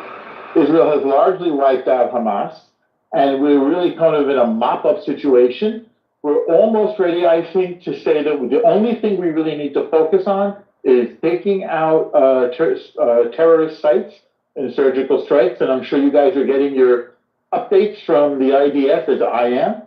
And, take out a terrorist site here or there in Gaza, here or there in Judea and Samaria, and maintaining control of the Philadelphia corridor. That's the border with Egypt, where all of these arms have been smuggled in. I believe Israel will retain control of that for as long as necessary. Definitely, I would say likely through the end of this presidential term, Biden's so-called presidency, and into the next administration, I believe. So that's the goal of wiping out Hamas. So you said all that, right? And I love that you said all of that. So can I feel free to say all of what's on my mind? 1 second. Well, this is not what's on my mind. I made 3 specific points, so you have to address them, not just go in a rambling gish gallop. If you wish, you brought up civilian casualties a lot. Let's discuss a set of civilian casualties, please, and Israeli excellence. If you could mute your mic, respectfully. Yeah. So you won't mute your mic. I think you better make your point while you can. You better make your point while you can. Well, you have no intelligence, so we're a good match. Are you serious? You don't Yeah, believe I'm serious. In Make any your case, point. Yeah, I do believe that. Okay. There's some Israelis, right, who were being held hostage by Hamas, and they were getting released to none other than your excellent IDF, and all 3 of them were shot fucking dead. All right? They had white flags, that they were waving as they tried to, return to the IDF. It was a bad mistake. Well, what is your point, Ish? Okay. It was a And they horrible shot mistake. all 3 of those civilians that were Israeli. We know this. Dead. All right. This So is that's not your news. excellence. That's a horrible mistake. You disagree that that was a mistake? No, it's excellence. No, well, I think then you don't know what excellence is, so you're going to have a hard time with this conversation. No, it's the idea of excellence. They're the best army in the world. I see. So what you're left with is, having lost the argument, you're now falling back on sarcasm. You're not good at it. I recommend a different rhetorical choice. What are you So talking I think about? what you're showing is that you, all right? I think what you're showing is that you're incapable of having this And there are conversation. 3 fucking Israeli civilians that just died, okay? And they died returning to the IDF. I don't know what they thought was intimidating about a white flag to the point where, they had to So shoot. do you know what a metric is? Reference from Do you understand the meaning of the word Amalekite Hang reference on, from Ish. Netanyahu? Hold on, no, you hang on. Shut the fuck up. You know the Amalekite reference from Netanyahu. Stop being rude. So do you know what a metric is? A metric is how you measure something. So the measurement that we want to use is minimization of civilian casualties. Is that an acceptable metric to you for Israeli excellence? Right. That's why you kill people waving white flags. No doubt. Is it an acceptable metric for you? I'm asking you a question. Are you accepting this as a metric? Or not? No, I want to just kill the Amalekites. Yeah, get out of here. Scram. So I just want you to know, I know you're trying to learn here, but you're failing because you're not able to really have a conversation. Honestly, so would you like to measure?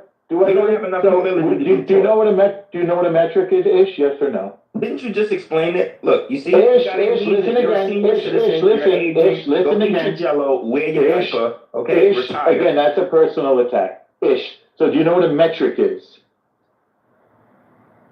Ish. Is he talking to himself? Didn't he just explain what a metric was? I'm going to answer for you. What a metric is? You're not I'm talking. going to answer You're for talking you. to somebody. No, you're right. I'm going to answer for you. Yeah, I know what a metric is. Yeah, you know what I'm saying? Yeah, I know what a metric is. Wait, you try to be racist? You know what I'm saying? Yeah, I know what a metric is. Yeah, that was for you. All right, so Ish knows what a metric is. Ish is here in my apartment answering for me. So let's use a metric to see if Israel is competent in minimizing civilian casualties. Is that okay with you, Ish? Yeah, you know what I'm saying? Yeah, that's fine. At the end of the day, yeah, it's okay to use the metric. Let's measure how many civilian casualties compared to the deaths of combatants. Yeah, that's okay. All right, good. Now we're having a good dialogue. I can show you a source. Yeah, we're having a good dialogue now. Don't interrupt. This rate of death in a conflict in this century. Don't interrupt. Okay. Well, the death of who? The death of combatants or non-combatants? Death in a conflict. It is the fastest. Of combatants or non-combatants? That's the point of the conflict is to kill the combatant. Listen. So let's do our metric now. The metric will be. We can refer to the Hamas ministry. Listen, right. No, Malcolm, wait a second. Stay on topic now. We're going to talk. In which Slow down, Malcolm. Malcolm, the metric is how the ratio of civilians to combatants. How many dead combatants? How many dead civilians? So if there's a lot of civilians compared to combatants, that's bad.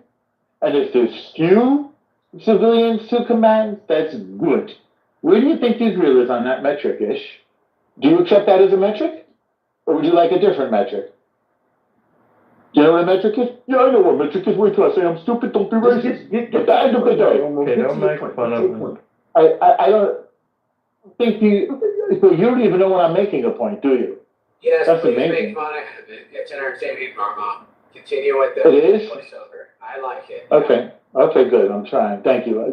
You're my people here. You're my constituency. So if we use that metric, which I think is the way we decide if you're competent or not, right? You need key performance indicators. This is something you should write down. KPIs, they call them in business. Key performance indicators. So if we have few civilian to combat in the ratio, that's the success at minimizing the loss of civilians. Now, what's the obstacle to this? Good question. I'm glad you asked that. Yo, at the end of the day, what's the obstacle to this? I will tell you. The obstacle is that Hamas deliberately embed military installations in civilian areas. So that means Israel has to go into those civilian areas in order to kill the combatant. That is Hamas's choice, not Israel's choice. So it's a kind of a trick in a way. Hamas has stated that they want to maximize the loss of their own civilians. Now, what kind of a nation does that? Who wants to maximize the loss of their own women and children? Normal, is that their KPI? Their KPI is how many innocent civilians die, and the more the better, right? That's very well said. That's very well said. It's a very interesting point that their KPI is how many dead civilians they can have. So one of their tactics or their strategies is to use the tunnels to hide the fighters and to put the quote unquote non-combatants on top. It's compounded by that every Israeli citizen is considered a combatant. Israel does not consider every Palestinian non-combatant to be a combatant. I know that sounds a little awkward to say, but there's one set of rules for Hamas, and there's a different set of rules on the other side of the equation. Everyone's fair game for Hamas. Well, it didn't seem that way when those Israelis were waving white flags. I think that was December. So do you think that was a mistake, Malcolm, or deliberate? Wait, who shoots their own troops on purpose, or their own civilians on purpose? Nobody that I know. You don't think it was an accident? You think it was deliberate? So if it was an accident, then you're saying they were incompetent. What happened? No, I said they made a mistake. We're going to have to do a little bit of a review. Incompetence.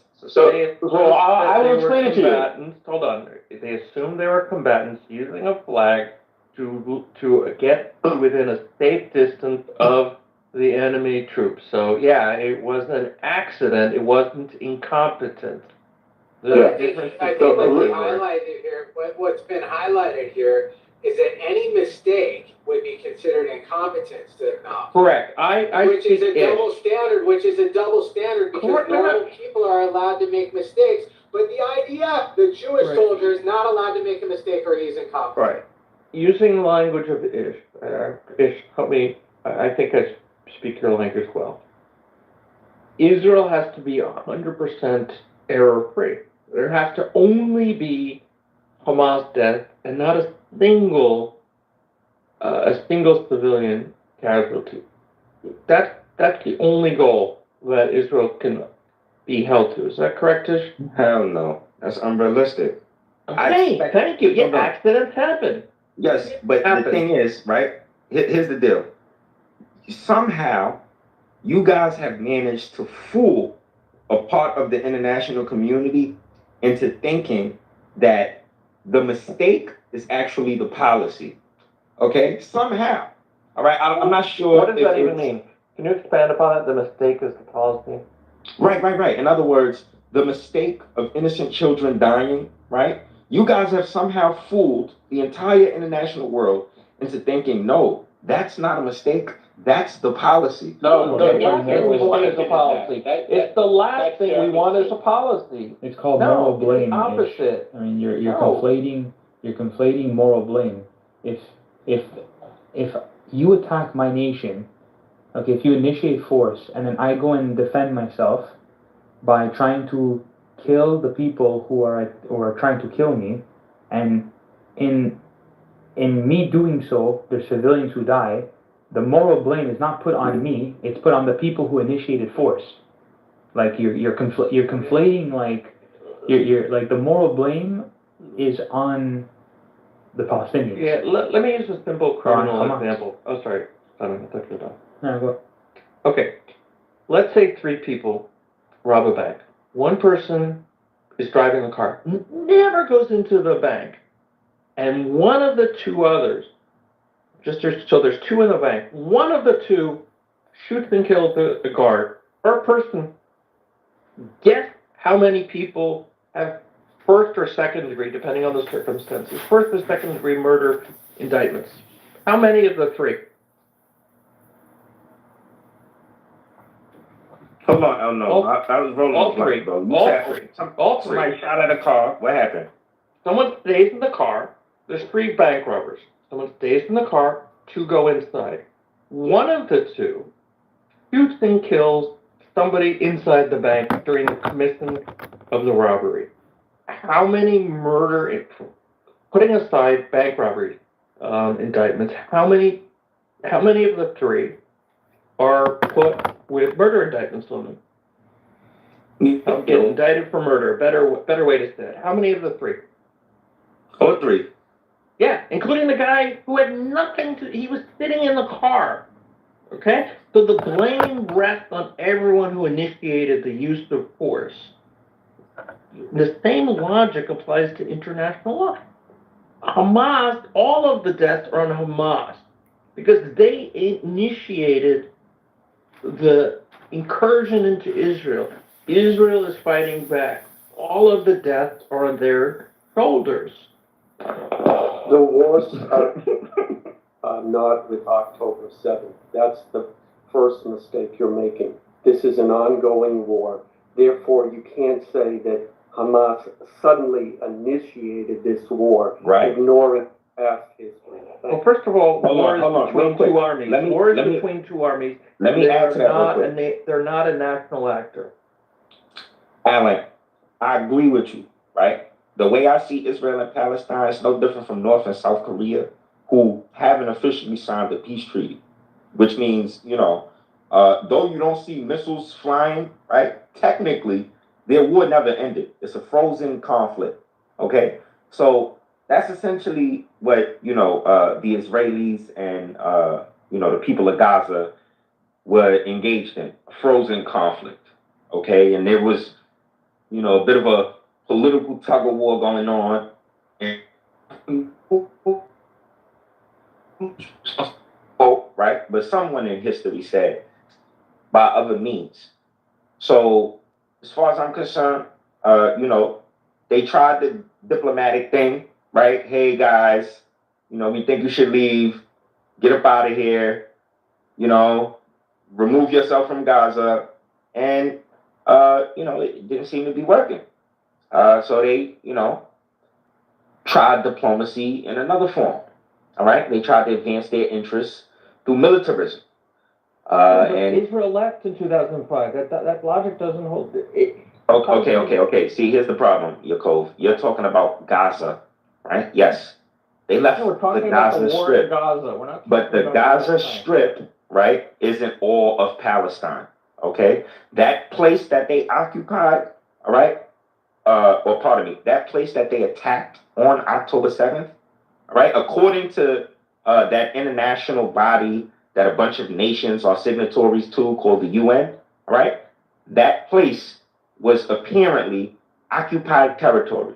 So those people were dancing in Palestine. Israel is occupied territory. You are insane. There was no border dispute of that area. That area had no border dispute. The only border dispute is those areas reclaimed from the Jordanian annexation of the West Bank. Okay?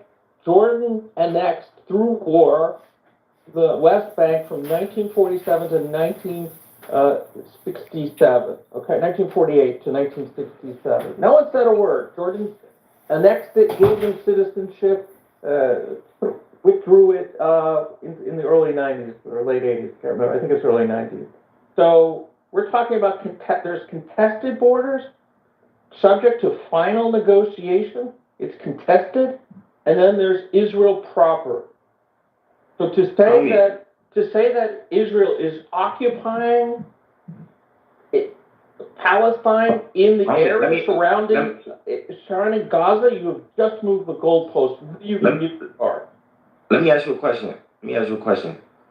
The 1948 frontiers of Israel, are they the same today? No, because of the Arab invasion. First, there was the 48 invasion. I'm happy to put up the demarcation between the so-called Jewish state and the so-called Arab state west of the Jordan River. Now, 78% of the mandate was given to create the Hashemite Kingdom of Jordan in 1946. British did it unilaterally. What was left was the other 22%.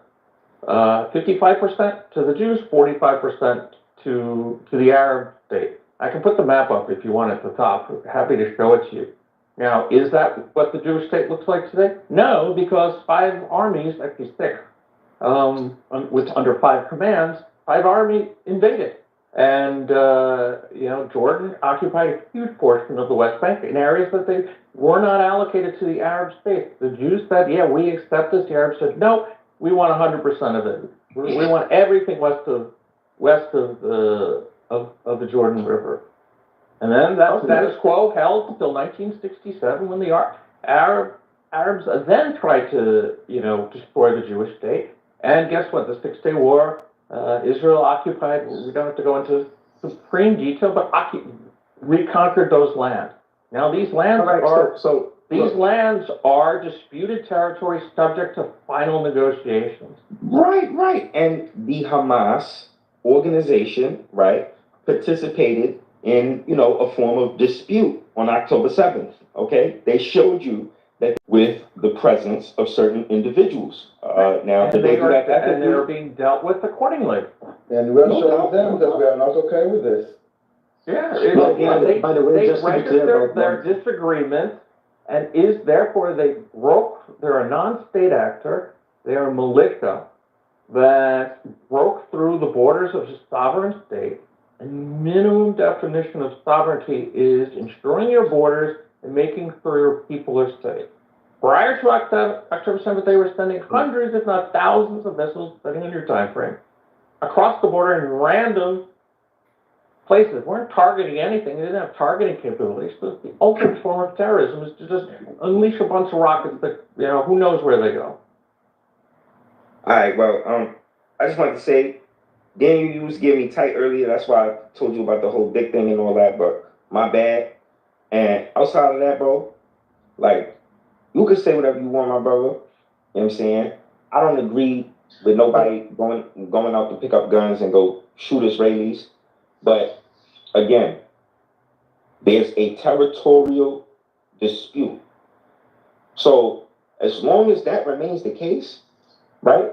The fact of the matter is, you know, the whole argument that quote unquote Israel, right, was attacked is questionable. Okay? Because was that land actually the land of Israel? All right? Is it even proper to say that it's Israel that was attacked? Because look, whilst Trump, okay, may have recognized. Guys, No, you're complaining. Wait, one second. Yeah, go ahead. Yeah. So the first thing is that states are recognized, the territory of a country is recognized in the Security Council, and proper in the Security Council, they did invade Israel. One quick notice, Alan, the quote on your PTR is a fake quote. That never happened with Menachem Begin, for people that don't know. And by the way, I saw so many fake quotes like that, I have to say it every single time. Yaakov, the interesting thing about the 6-Day War is that the Israelis said to King Hussein, Don't do anything or you'll lose big time. Yeah, well, they said it not only once, they said it twice. They said it one time in 8 o'clock and the other time in 11 o'clock. After the shelling already began, and they said, stop the shelling, we don't want to fight. So yeah, that also thing that happened between Jordan and Israel. And Malcolm, if you want to say that was a dispute, you can say that. Not under international law, it has nothing to do with disputes. But if you want to say, morally it's like the dispute, then people would say that it would be fine for Israel to, in quotation marks, occupy the West Bank and Gaza. The reason for that is that, well, if it is in dispute, then we will try to take as much land as possible, and they will try to take as much land as possible, and may the best one win. I don't think anyone wants to go that route. No, that's the route. That's the route. Okay? The mainstream media is not gonna, express that position. Okay? But that's the unofficial story. All right? And Netanyahu, he basically helped us understand what the mindset was. All right? The Amalekites of the Bible. Okay? We need to get rid of the Amalek. The Amalek, they are the problem. All of that sensationalism shit that he did, he should have just told them, look, go in there, get the job done. Nope. He snitched on himself. Okay? He referenced the story of the Bible that essentially provided a framework for the mindset that they were to have when they engaged in combat. Hold on a second. Malcolm, it's like if someone wants to react, go ahead. That's it's bullshit. Is there anyone that knows properly on the app that can actually hold the debate? Please, if so, please ping them in. We will have a nice debate. People that actually. I'm pro-Palestine. Yeah, but that's not what I'm asking. Actually, people that actually know what they're talking about and can hold a debate that is not emotional or crying or. So Netanyahu didn't say that, Daniel. He didn't say that. Michael, hold on. Yeah. Someone will address you. Whatever. I'm bored with your bullshit. Okay. Maybe if someone wants to entertain you, go ahead.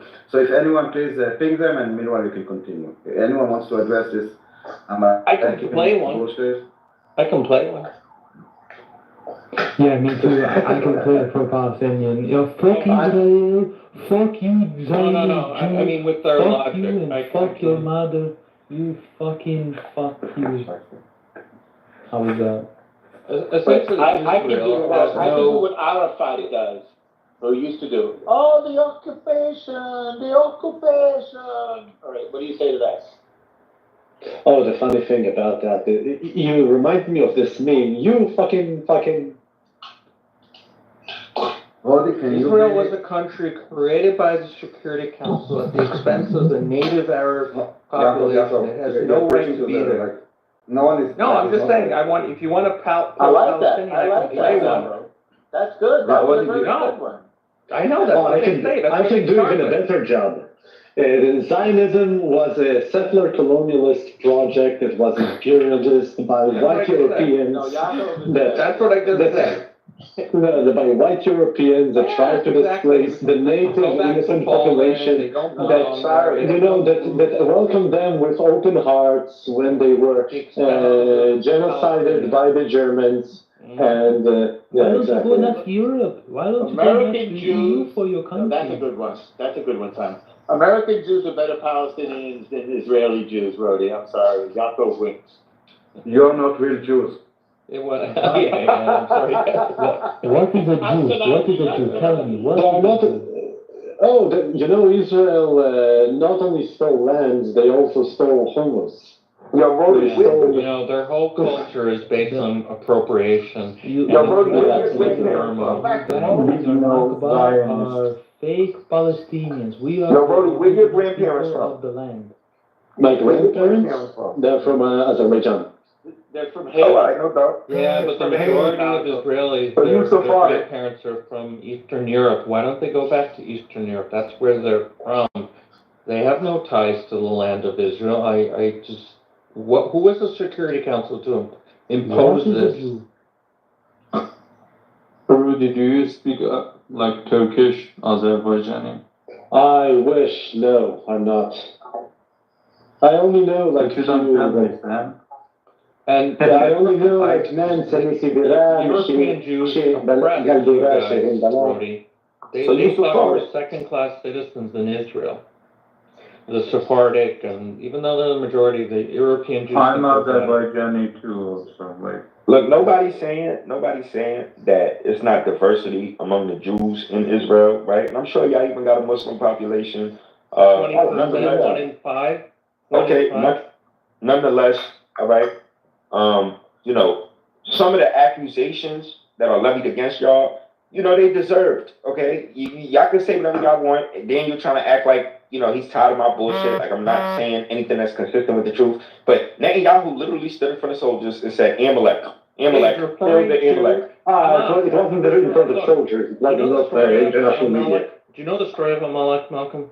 Yeah, is it ethnic cleansing? No, it was a genocide, but okay. Yes, ethnic cleansing. They killed 8 people. There is a group of people from generation to generation that come to destroy Israel. He was referring to Hamas, not the Palestinians in whole. Hamas. Could he have chosen his words better? Probably. You know, to be honest, when I first heard it, I'll be completely honest with you, I was like, wow, that's interesting. You know, I would have just said we need, you know, they did really terrible things. They invaded, they killed, they raped. So you agree with me? Yeah, but I'm not agreeing in the broader sense that it was implied to include 2 million people who were not. No, I'm just saying the 30,000 people who were the tail wagging the dog. That's the Amalek. That's the people that need to be destroyed. Yeah, Yaakov, when Malcolm talked about Amalek, he said, and don't correct me if I'm wrong because I'm not. He said that he referred to Amalek as Hamas. He referred to Hamas when he said Amalek. Yeah, so then we should have no problem with that because their stated goal is to destroy the state of Israel. Yeah. And the destruction of all Jews. To be honest, kill all of those dogs. I don't care. Yeah, when he called them dogs or whatever, animals, I to be honest, I did have a problem with that because that was sort of the language. What? Yeah. I also had a problem with that. They're like less than dogs. When you take... They're less than dogs, to be honest. I understand, but that's sort of I just had a problem with that language. Like, they're humans, they made huge, stupid mistakes, and they were very... You know, they had no compassion, they had nothing, but at the end of the day, they're still humans, they're just not the type of humans that we want to be like. I'm sorry, like immaterial entities that butchered and burned people alive? Nah, I would say that those are like, look, like subhuman garbage. Okay, You whatever, guys- we you can guys are call them failing to different see the things, pattern, but they still all need to right? be eradicated. We agree America on that, did not right? start as 50 states. America started as 13 colonies, and now today we are the U.S. of A. All right, 50 states and territories included. All right.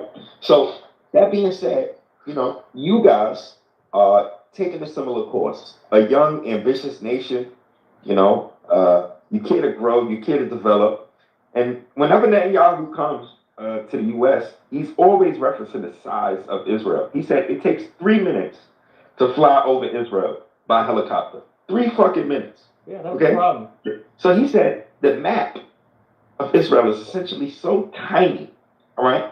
And, they exist in this hostile-ass environment.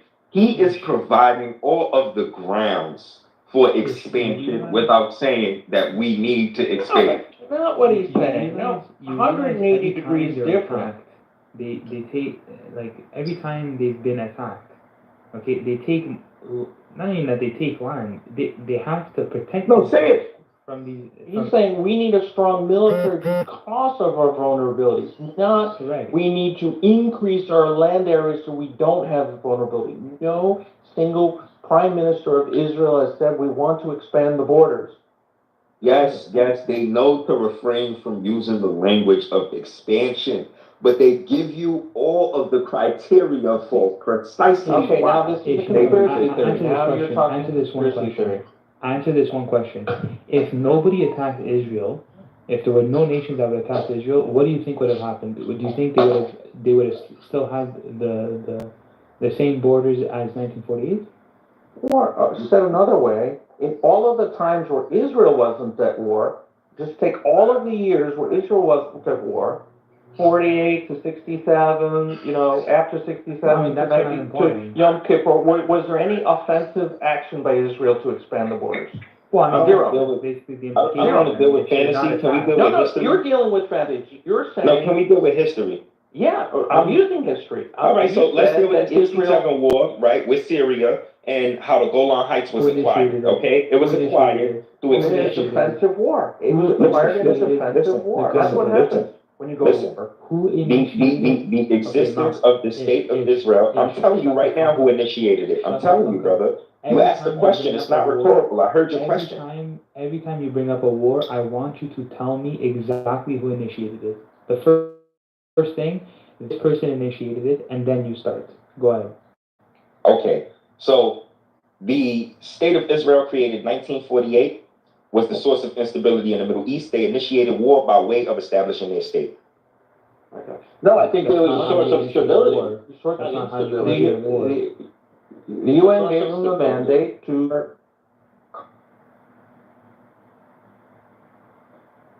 Basically, in that area, and they Jews gave being the alive Arabs is the a mandate. reason to fight us. Daniel, I love what you're Daniel, doing. it's This is even how worse. you loosely It's even worse. interpret what I just said created a in the state. name of, politicizing my statement, right? So that you can This rally Marco, support you amongst your literally said that the existence of Israel is actually a declaration of all the wars that the fact that we exist is a war declaration.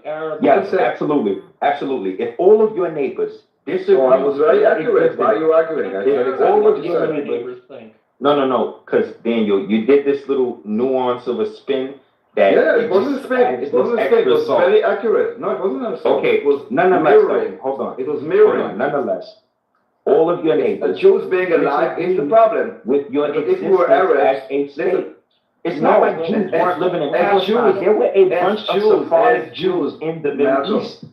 Malcolm, wake the fuck up, okay? The only problem that Israel's instability is because Jews live there, not because of the name, okay? Wake the fuck up, what are you talking about? Okay. Why are we such a problem? Why are we such a problem then? Open the link at the top, Malcolm.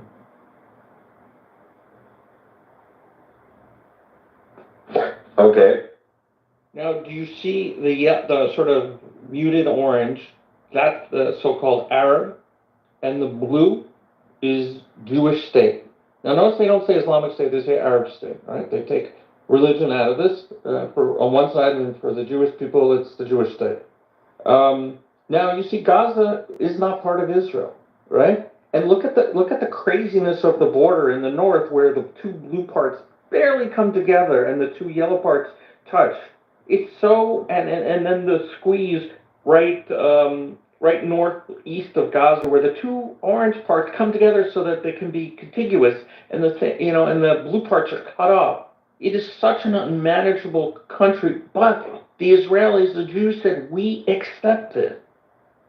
And guess what? All of the surrounding Arab countries says, no, we want 100% of what's to the west of the border, the river. Right, We do right. not accept that. So Okay? in effect, you essentially declared war. No, we didn't. Right? We What the accepted fuck the are you talking international about, Yaakov? partition. Look, We look, didn't declare, Yaakov. Israel did not declare war. They said we declare country in the partition that we were given. In the blue area, we declare a country. And Not all of we. your neighbors were not in agreement. That's not our problem. They, We'll defend ourselves. it was, all right? Because they tried to kill Jewish people. I don't know if you don't see that as a problem. What the fuck? Created this solution, and the countries attacked us. They attacked us. By the way, they outnumber us 600 to 1.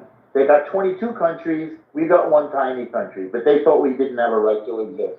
So they attacked us, and they lost. And we exist. And they lost they're again. still warring with And they each lost other. again. That's what happened.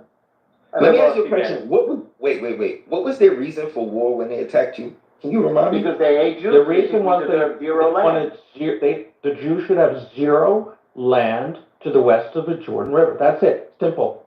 No. Not It's not complex. about land. Jews owned land before in the I Ottoman understand. Empire. They didn't want. They Jews didn't lived that. as Safaris. They okay? said what their reason was. They wanted to within put that us in the region. sea. Hold They on. wanted to kill all of us. Even the head of the Muslim community, who's a Jordanian, or essentially would be considered a Jordanian, in the Peel Commission, 1937, that all of the land that the Jews have in modern day Israel at that time, 1937, was purchased legally.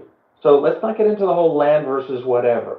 Right. So you're misrepresenting the situation. It's not No, that I'm they not. didn't want them to have land. You just said they didn't They want them to don't have want. land. No, they didn't So if want Jews owned land, there. it couldn't be that No, they didn't want them to have say- land. No, they didn't want them to hold have on. a state. That's Correct. the accurate And way they to could put have it. said, well, yeah, we could have buy it, but no, we're just going to invade you and take over the entire place. Yeah, they didn't want us to have land. They didn't want a single inch. They didn't want anything to be called Israel. They're like, yeah, you can live within our context, but guess what? Jews have not fared well when they live as a minority in the Arab world. Doesn't work out well. So yeah, their whole notion was, yeah, there's just no Israel. You can still live here, God forbid, but you're going to report to us. That doesn't work. So yeah, we fought back. Okay. So, that's stability. Israel declares we're a state. Every single neighbor gets to attack it, and that's stability. Got you. No, it was stupid on the Arabs' part because they look at what all they lost over the years with all the wars they start. They're net negative. So you agree with me that it was a bad real estate choice? No, I don't agree with you. Not in the least. What are you talking about? Not in the least. Like, where do you get this? What the fuck are you talking about? You're a Zionist. You say, I'm a Zionist. I'm a Zionist. So if you're a Zionist, put your fucking Zionist ass in a chair and shout out for Zionism. Because if you believe in a two-state solution, He doesn't understand what it is to be a Zionist. It wasn't a bad choice, it was a miraculous choice. It's a modern miracle. Much the same way that the Israeli army is a modern miracle, the creation and development of the state of Israel is literally a modern miracle. It's almost unparalleled and unprecedented in human history. It's amazing. It's the opposite of I'm gonna be honest. Yeah. I doubt you'll be honest. Just make your point, but don't say you're being honest. I just put a link to the top of the room. I suggest you watch this video, okay? And if you're still curious about like the in-depth information, and like this is like a very in-depth book, I highly recommend you read the book that's mentioned in the video. This is almost the same, Mac, except they're going. They made the white gaps between the blue gaps a little bit larger, but it's essentially the same map. Yeah, well, I mean, like they purposely did that. Yeah, because you could see the And notice there's the third portion. There is the international city of Jerusalem, which was to be essentially no man's land if, in terms of who controls it. A third party, the UN, was going to control it. Yeah. That's the yellow spot in there. For It's anybody not really who no hasn't read the man's book. land. No man's land is. I meant no man's land, and neither the Arabs nor the Jews controlled it. Okay. Yeah. Universal city. That Usually it's a buffer zone. correct. No one allowed or you'll be shot. Yeah, that's what we call no man's land. Yeah, Yaakov, look, I don't know why this is taken as some sort of anti-Semitic position, because Jason earlier called me an anti-Semite, and I Daniel, didn't call you an anti-Semite. No, I said Jason, not Yaakov. But in No, any I case, actually said that maybe you're not anti-Semitic, but the claims that you are bringing coming from anti-Semitism in the sense that when you hold Israel to a different standard than you do anyone else, that is the definition of anti-Semitism. So before you make a claim, just ask yourself, do I apply the same standard that I now cannot say about Israel to any other country in the world, and which one? For any statement that you make no about problem, Israel. no problem. Wait, but is that in the general, actual, is that the if I'm actual moving to- characteristic of It's one of the anti-Semitism? characteristics. It's one of the actual characteristics. Yes. Okay, that's interesting. I don't know if I agree with that, but Wait, what do you don't agree with? About holding Israel to a different standard that you hold any other country in the world? Yeah. What other reason would you have it? I mean, I don't know if I would call that anti-Semitism. Like, I mean, How like, would you call it? It's rooted in anti-Semitism because it's not a logical argument. Because Well, what if you had such a belief in the Jewish people's, ability that you said, I just hold you guys to a higher standard. You're better than that. Is that? But you don't. Well, because like the equivalent, like the equivalent of like the equivalent of me saying like like a person can say like, yeah, I believe in individual rights, but I also believe that like we have the right to healthcare. I'm not gonna tell that person like you're anti-right. I would say like maybe like you have a misconception. But you're making a false equivalence, Simon. We are talking about the case. Give me any other reason why would people hold, and it's happening only with Israel, and I mean many people. Tell me what is the reason that people hold Israel to a different standard on almost any topic. You know what? Choose a topic and I will show you how they're talking about Israel and how it's flipped when they talk about others. Well, because people all the time. Yeah, but the thing is like, if you're saying it's rooted in anti-Semitism, I could understand. But to say that it is anti-Semitism, I wouldn't fully agree. It's one of the expressions that demonstrate anti-Semitism. So, for example, if you want to accept in your organization anti-Semitic standards, so let's say you're a publication, you should ask yourself, the publication before, like you print like a story, would this be a story if it would be a different country and not Israel, for example. Otherwise, you are promoting anti-Semitism in your organization, or allowing it, or like let it kind of. Because as you said yourself, it's not like an obvious case. It's not like I hate Jews. That is easy. Yeah. Okay. I mean, I guess I see what you're saying. Yo, imagine, right? I'm in the U.S. government, and One second. For example, Simon, the story about the rape. I mean, the fact that the investigation, prosecution, like exactly what you would expect. That Israel was the one that finding it, and like everything by the book. But they hold us to a standard that the fact that it even happened, the soldier did it, it's like outrageous. Like it never happened anywhere in the world, and it's like it's dishonest. It's just, yes, something was bad, but they always use it to kind of paint Israel bad, and it comes from being the only Jewish state, not any other reason, unfortunately. And I would love to be proven wrong. Sorry. Well, I mean, like I mean, you could say it's another false equivalency. I mean, I don't know if this is comparable, but like the whole thing with George Floyd and Derek Chauvin. I mean, like to me, you had a police officer who did literally almost everything by the book and got like, and because of like the whole racism stuff, like he basically went to jail.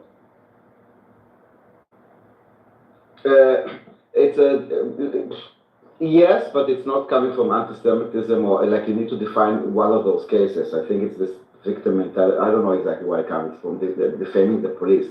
It's also used the same way, but specifically, Well, he was a he was a guinea pig for. I mean, not even a guinea. He was a scapegoat for like racism. He was like the poster child for like being a racists racist police. Yes, Yeah. and then the police department had to come and use them as a. We're not hiding it. It became political. Yeah. All right. So imagine we in America, right? And say we living in Baltimore, right? Yes, that's like a majority black place. Okay. And I decided to declare Baltimore a state. Like, yo, we black, you know, you guys made us slaves in this country. We feel like it's too much It's racism. unconstitutional first what you proposed. So this is, you said you didn't want to deal in fantasy. This is fantasy, so don't use. Hold on. No. When I said something, you said we're not going to talk about fantasy. So this is fantasy, so we're not going to talk about it, okay? No. Okay, you know what? You want to assume that Baltimore is not part of a sovereign, independent country, but like a place that, you know, it's just an area, not a sovereign country. Not a state. No one actually governs it, right? This is what you're saying. Okay, let's just assume that Baltimore, right? This is a non-sovereign, non-independent. Why don't you put words in my mouth? Let me finish my sentence. No, I'm just trying to understand because Yaakov said not fantasize. But if we want to fantasize, are you talking about Baltimore as we know it, that is under the United States, the sovereign country, or like I'm talking about the Baltimore and Mall. Yes, exactly. Like, what the fuck? Just let me finish. All right. So Baltimore, okay? It's a majority black place. We declare secession. You know, somehow the people in that environment are just so uniform in their political position that, you know, maybe you have like a local mayor in that area and they say, you know what, now I went from president to mayor, suck my dick, United States, we're a state now, okay? Okay, so imagine if the state, right, of Pennsylvania, Pittsburgh, Virginia, Richmond, okay, imagine if those states right next to fucking Baltimore decided to say, listen, you know, this secession stuff that this population is doing over here, all right?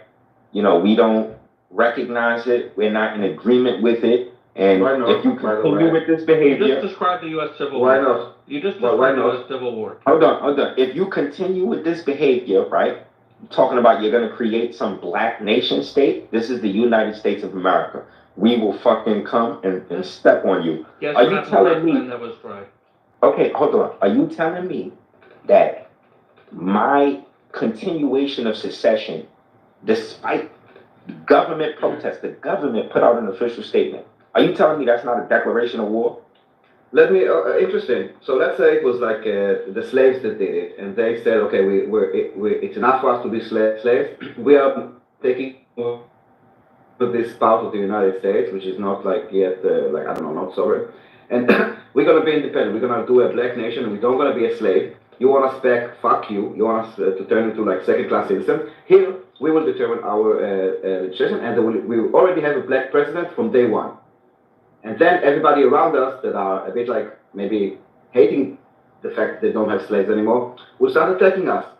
So yes, they will not like it. We will say, we are the blacks, the slaves. Fuck you guys. We will now control our own destiny. We will develop our own country. And I understand that it bugs you. Fuck you.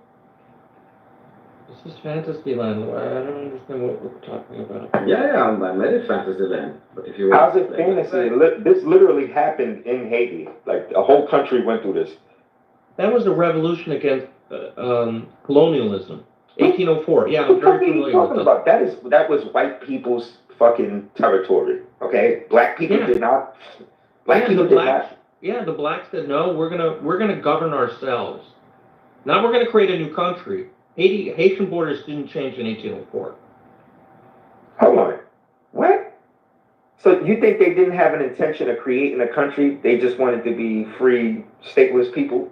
No, they wanted to be free people within the borders of Haiti. They wanted to rule themselves, and guess what? They achieved that goal. Right. They wanted a country. Okay? No, they had a country. It was ruled just like the 13 colonies, you know, it was land controlled by the British. We said, no, we want to control it ourselves. That's the same thing. The U.S. The Haitian Revolution was just a few years after ours. Ours is 1776. You guys were 1804. Good job. You did it. I hear you, brother. I hear you. Okay, good. What's going on, Danny? What's the war? What's the war going on? What war? I just think that, you know. Just very quickly, it was French who were governing Haiti. Yes, that's what I just said. It was the colonial power. It was the French. Yeah, they all speak French in Haiti. Yeah. I just think that, you know, anyone who declares themselves the state, right, whilst another authority is under the impression that they have control over your territory. This happened in Corsica, okay? They were being governed by Genoa, and the Corsicans under Pascal Paoli said, yo, you know what? Fuck the Genoans. We're self-sufficient. We do everything we want to do by ourselves. We don't need your king. Fuck you. I'm the king now, okay? You know what happened? All right? The king put out an official statement. He said, hey, you Corsicans, if you secede, okay, or think you're seceding, we will be bringing down this illegal activity. We don't recognize your secession. We understand history. What's the parallel to the creation of the state of Israel? I don't understand what. You guys declared war by making a state. No, we didn't. We declared a state. We didn't declare war. What do you mean? We were going to invade you guys? No, we're just that these are our borders as defined by the UN, who gave us the privilege of declaring a state.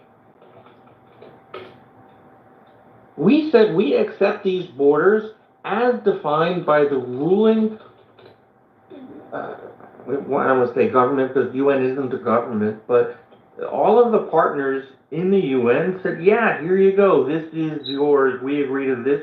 The map that was there before the YouTube video. And Israel.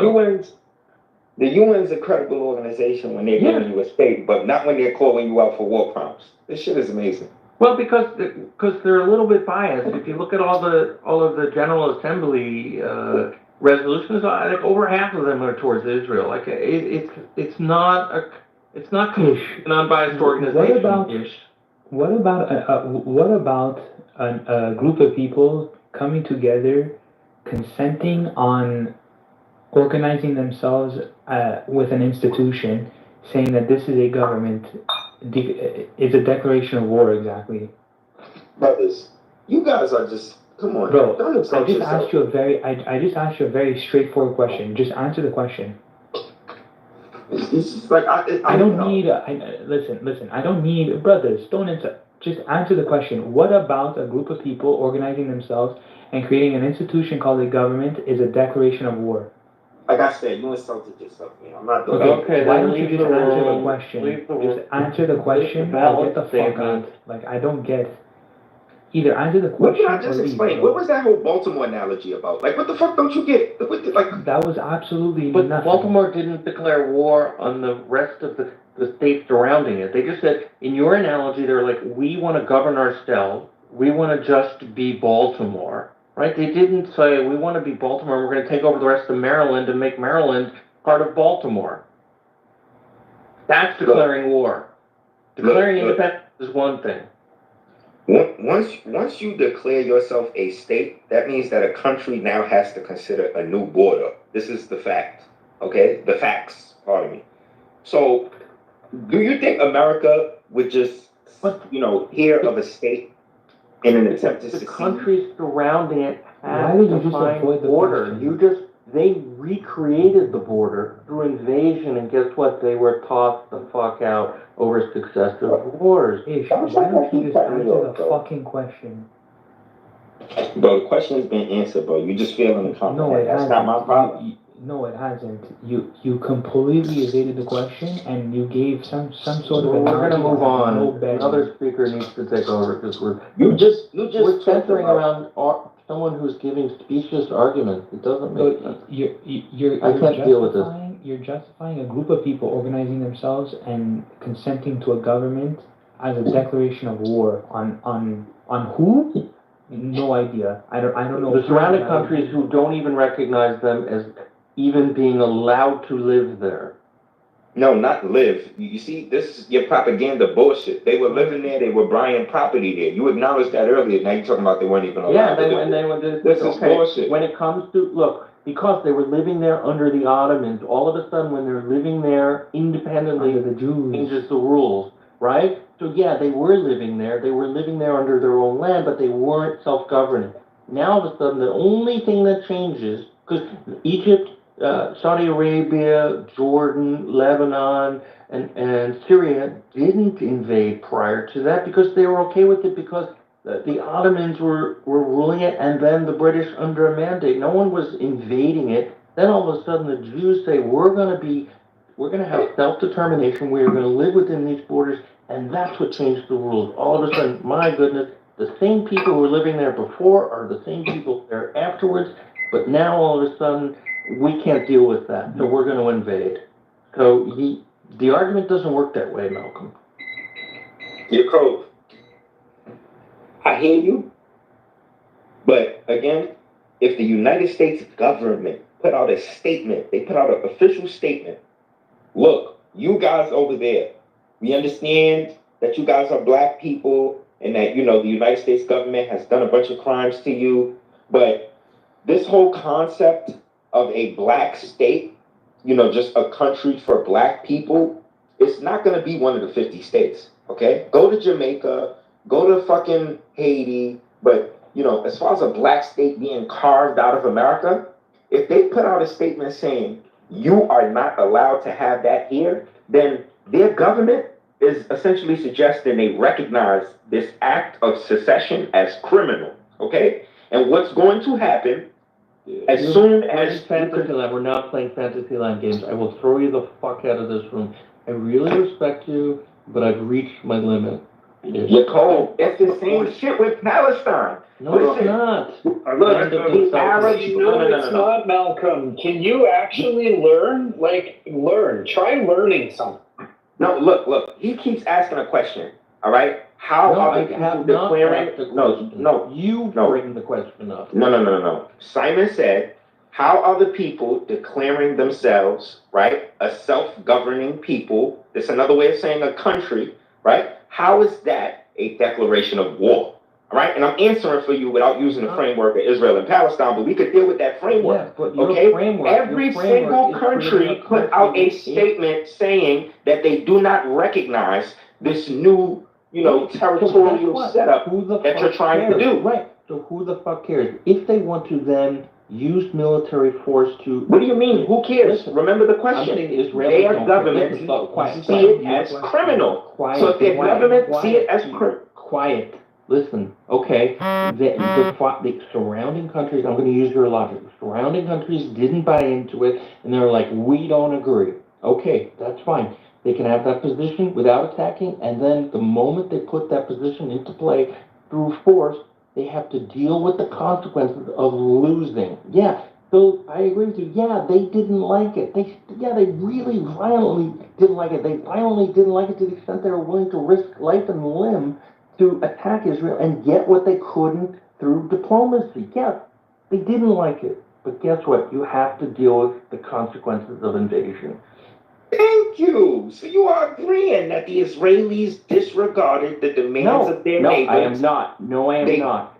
How did they not disregard the demands of their neighbors? They still have a state today. They still have a state, Yaakov. Wait, what would we say? Okay, neighbors, we're just going to give up all the land and you get it, and we're going to live underneath you. That's fucking unrealistic. Okay? Exactly. So, in other words, they proceeded from the perspective of the neighbors in their criminality. All right? Which means, what the fuck? Yo, I'm done.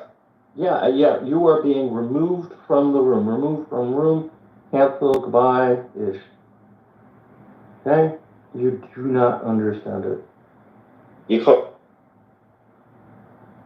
Done.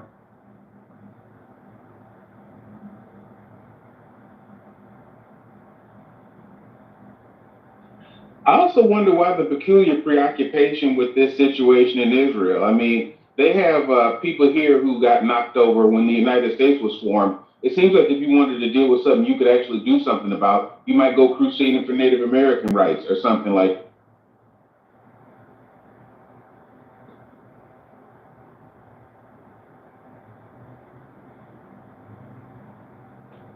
Wait, can you repeat that? I said, okay, I just came in and out of this room several times today, and the guy Malcolm has like a obsession with these events in Israel in this tiny little land that's the size of a dinner plate. Okay? And so it's like if you wanted to worry about some people who got knocked over and who lost some land at some point, he could worry about Native American sovereignty if he wanted to. Also, like the western half of the United States used to be part of the Mexican Empire. So, I mean, he could worry about that if he wanted to. You know, but I mean, at least that's something that's like, that you live within 1,000 miles of. I mean, the state of Israel and all of that is like 6,000 miles away from the United States. That shouldn't even be on his top 50 list of things to worry about.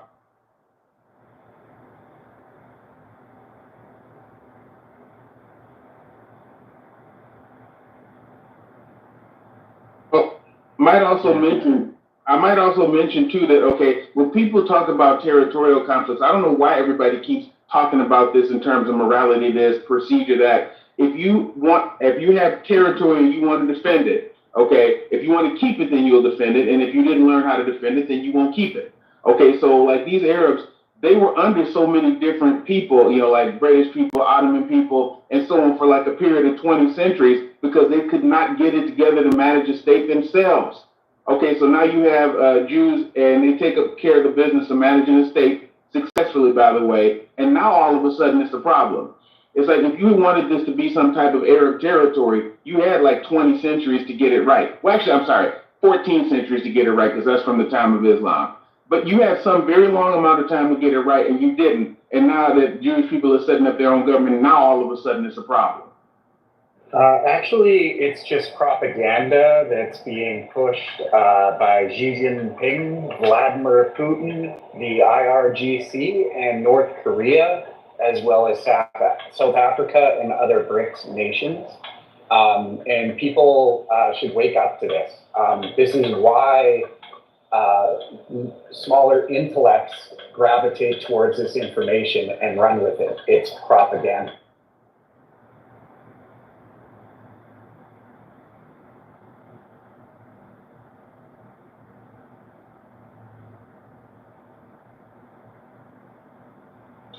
Well, possibly, but, you know, I guess so if they gravitate toward it. So maybe that's telling me if I'm not worried about, like, the events in Israel, not so much, then maybe that means I have a better intellect.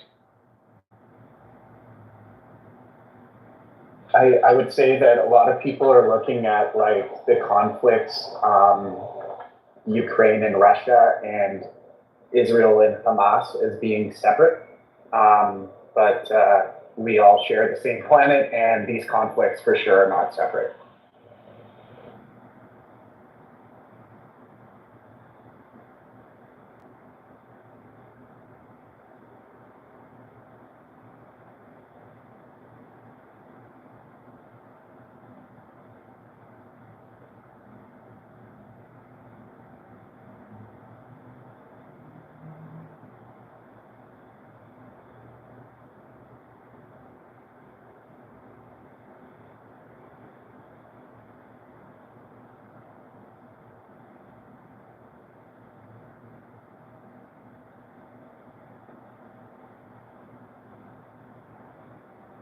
My blood pressure needs to come down. I need to wait for.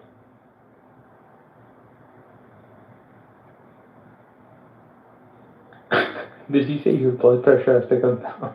Yeah, it's so freaking hard. I can't on it. That's hilarious. God, is it me or like he was all over the place, logic-wise? I mean, look, when I ask you a direct question, okay, and you reply, oh, you're embarrassing yourself. It's like why don't you just answer the question? If you ask me a question, I'll directly answer you. I don't have to jump around.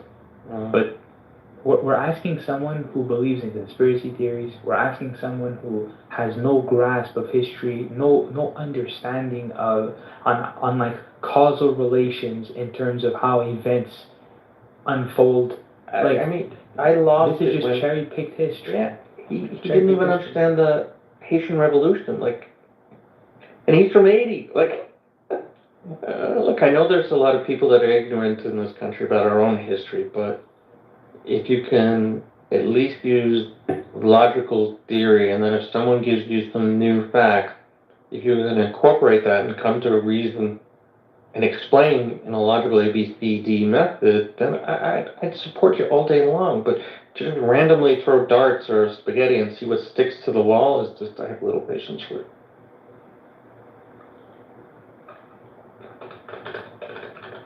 I will be back in a few moments.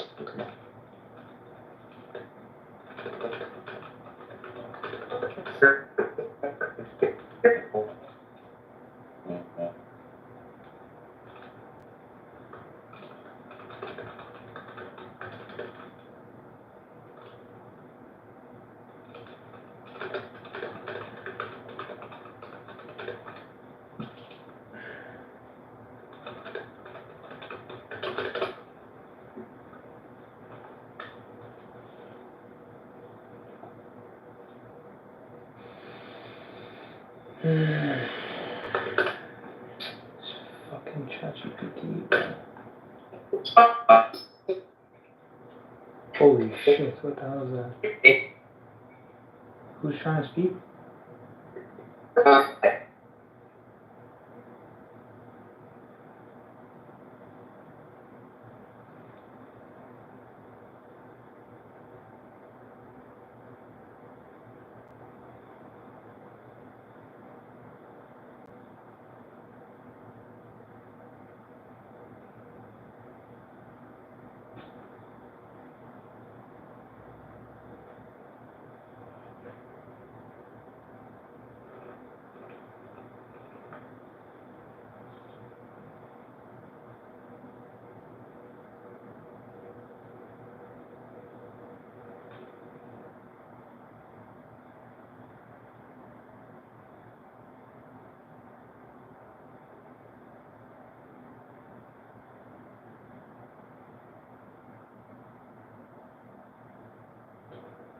Who was that trying to speak before?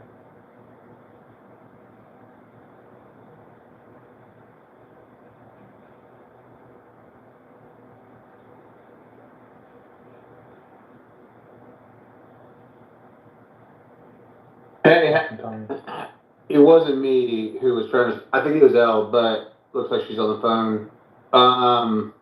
Looks like she's on the horn there. But I was gonna ask, has anyone figured the fuck out how to get those notifications from stopping from dropping down? Dude, what the look? Like everyone went apeshit when the whole app design changed. But they make one requirement where you have to pick 3 fucking topics, and I'm about to lose my shit.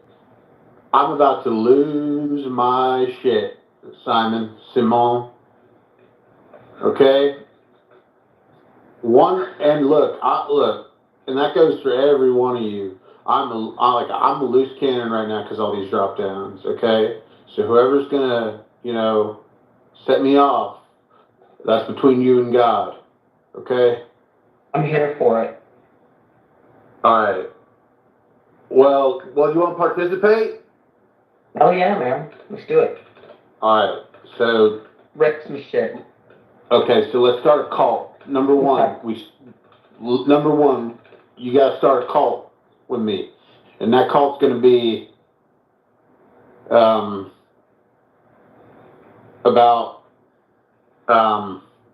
cult, like something like super cultish, and we got to proselytize and call. I don't know. I'm fucking bad at this. Well, you know who we should get in here, who I feel like be a very good leader, because he the internet company? Ish. Have you met Ish? Have you ever met Ish? He would be a great cult leader. Actually, be a great cult follower. Scratch that. I actually didn't hear. I didn't hear the name because you broke out. Now you're back. But who? Yeah, I'm in a dude named Ish. I think. Oh. But I scratched that. He's a better proselytizer. Use him as a proselytizer. He could be, maybe a reverend. But Well, yeah, he's you quite could do the reverent, cult. yeah. Yeah. You know, I'll I be like think high priestess. You'd be like a grand dragon. I don't know. Grand Dragon. Wait, why? Why do you get some normal ass title and I get something like Red Dragon or I don't something? know. Why am I in? extra angry? Why am I Like- in? Well, Why you're am I familiar. in the Mortal Kombat cult and like you're just in, you know, like a royalty cult? I'm in it. Because once we need somebody to blame Tommy, you're gonna be it, and you need Right, like a name like that is scary enough that we So, can okay. market it. So you're gonna escape dragon me now? Yeah. You're gonna escape dragon me? Well, the supreme leader should be a little scarier, right? That's another normal title. Why don't I get that one? Why You can't I have are. that one? You are. You're the grand dragon. Like you Well, bring literal fire. Well, that sounds, you know, kind of like, you know, doesn't sound very real. Yours sounds The pretty red real. the red cat sandwich. That's what it's. You want to be something more real. Granddaddy. The granddaddy. Yeah, I mean, like everyone's out Call there. you daddy. Everyone's, well, see, I was just going to say, because everyone's out there wanting to be called daddy. What if you double down and go for trying to get someone to call you granddaddy? Right. Whoa, that's the kind of cult game we're looking for there. You're in. Okay. You're in. You pass. I knew we could brainstorm this shit. I don't know, I feel like I'm still stuck with, I mean, I only had one shot of getting named. I'm still stuck with the Grand Dragon. But, you know, after the Granddaddy drag. Dragon Daddy. Andre, are you in the cult? I mean, I might as well be. Can I do the? Yeah. Can I do the finance? I mean, You know we have to somebody's got to take do people's it. money. It's a thankless job, but somebody's got.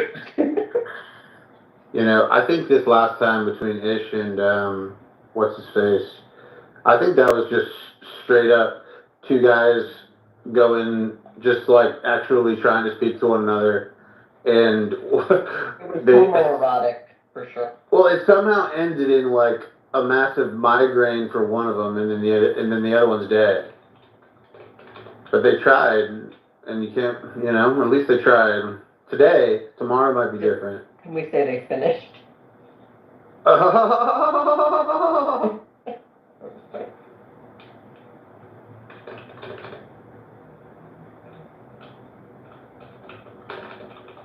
So Simon, it's actually Simone, right? It's actually Simone. Oh, wow, like you have a little nah at the end, huh? Simone? What are you trying to be over there? Who are you trying to be? I'm Italian. You trying to spice it up like Joe Dirte? Joe Dirte. Holy Joe crap. Dirte. Hey guys, Dude. my blood pressure has come back to normal. Okay. Back one of for those- more. It's a post-ish blood pressure drop. Holy Christ, that's hilarious. You don't even want me to say what I'm thinking right now, but you, Were you? Oh, I yeah, was it's working like, yeah, I know. listening to that shit. Was I making any kind of sense? I don't know. That was actually a pretty fast pressure drop. That's pretty good. Yeah, my refractory period isn't long. If that's what you were working on. In a joke, Al. Wait, okay, well, I mean, like, you're in a safe space of the cult. You might as well just say it. Say what? Yeah, Yaka, we're starting a cult. Who's the leader? Well, I don't know. Who's the charismatic It was Tommy's leader? idea, so I think we should be the granddaddy. Oh, wow. You're just giving away. You're just giving. Are you charismatic, Tommy? I don't know. One might say I can, you know, you know, that I know my way around a conversation. Okay, let me hear your Bible thump. Okay. Well, actually, no, because last time I did that, I happened to also have a Joel Osteen PTR, and that account got clipped. And I don't see. Okay, you don't have one now. And Yeah, no but I one is don't. going to report you in the audience. Yeah. Maybe the. Yeah, but I don't see. Look, I saw a whole lot of people coming to Kelly's aid, like oh, like everyone, please sign this petition. I got no petitions when I was trying to be Joel Osteen. I got none. Okay, and did I write a full-page essay to Clubhouse and it got ignored? Yes, I did. Yes, I did. Figure out your bona fide of being a character. Well, here's the thing about God. God never leaves your side. Okay. At your lowest moments, you might think that the world's coming against you. You might think that your finances aren't in place. Oh, you might are think that good Joel Osteen. Oh, holy shit, yeah. you might think that the world's out to get you. But let me tell you, God's doing the work the whole time. He's the one that's going to do that thankless work. He's the one that's going to be working silently when everyone else is out there. Amen, Jesus. Okay, man, I didn't have to work too hard for that one. No, I'm just going with it. Keep on going. I'm just amening. Man, I feel like I'm gonna get got at any moment right now. Thunderbolt's gonna come down. What's his wife's name? Because Tammy. It's not. Look, it is not a game of luck to be blessed. You have to decide to be blessed. You have to wake up and choose to be blessed. Okay, you have to show up and keep showing up, even when it's at the darkest hour. Even when that's when God's working for you. That's when you know that the sun is about to shine because it's the darkest right before the dawn. Oh, moly. Wow. I like. Amen, brother. Amen. Hell, we can film this one. Yeah, see? He's a good listener. So He's in. I may not be Mr. Charisma, but I can do a sermon just off the cuff. Okay? Hallelujah.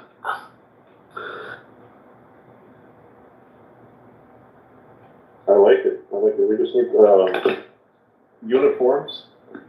So everybody needs to look uniform. Oh, uniforms, yay. Uniforms, okay. What sort of, like we're gonna go with the robe thing? I feel like the robe thing is safe. Yeah, It's safe. Wait, the white robe thing with eye cutout? So, it could be... That's very passe, Tommy. We need it could be taupe. It could be taupe robes. It could be all white. We're over white. It could be bone colored robes. It could be beige. Even chartreuse isn't gonna cut it for We need something non-binary, something Something non-binary. Asexual. What's the best Red non-binary robe. color you can think of? Yep. I was saying maybe the robe should be like red or something. We're trying to be like edgy, right? And not, I mean. This is actually a great idea because also like the blood from the lashes that we can give. The lashes? There's gonna be lashings? Oh, shit. Oh, lashing. Of course. I mean, how are you going to punish people for not? Oh, there's a punishing aspect here. Of course. I mean, there's what's it called? The sin, the primal sin. Well, we need to get creative with the punishment. Maybe you have to sit and listen to Ish monologue for. Or you gotta sit and listen to someone fucking wailing on a keyboard for an hour. Right. No, this is great. Locking somebody in a room with Ish for a certain period of time, and so, but red still works because the blood from the ears is not going to be. No doubt, no doubt. Oh my God. So, to summarize what's been going on here, no one's figured out the drop-down notifications every 2 seconds. Nobody's figured that out. Nope. Whoa. Yeah, I think it's time to move to cheddar. Yeah, the drop-down notification thing is on my last nerve.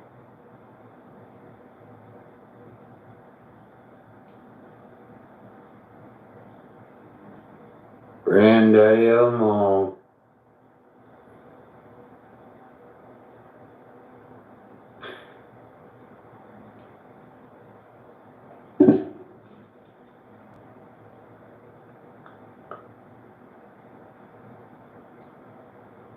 So what do you been using that, the GPT for, there, Simonette? Fuck you.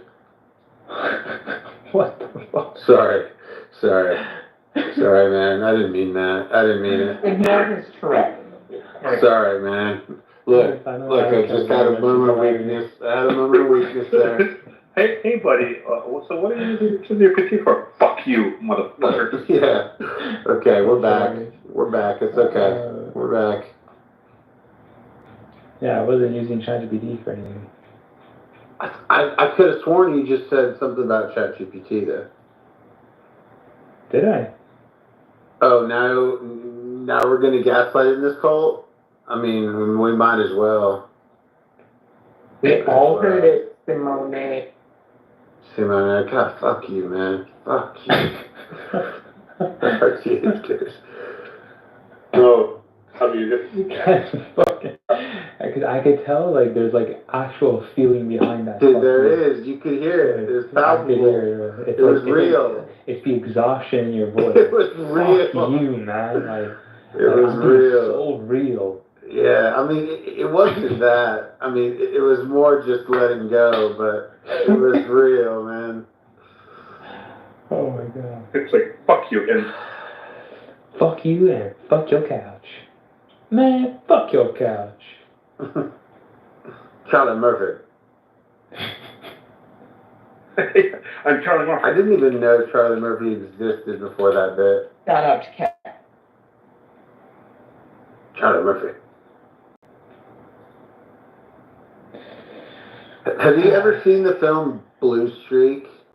It was like a, I don't know, early mid 2000s film, and it was Orlando. I don't know. It was like kind of a black film.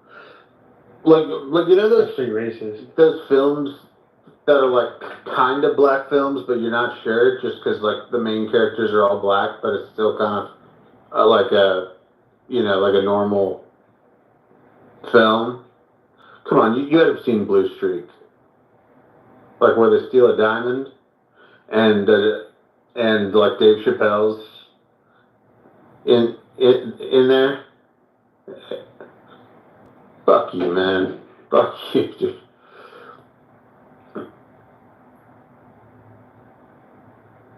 I feel like he's super disappointed in us that we don't.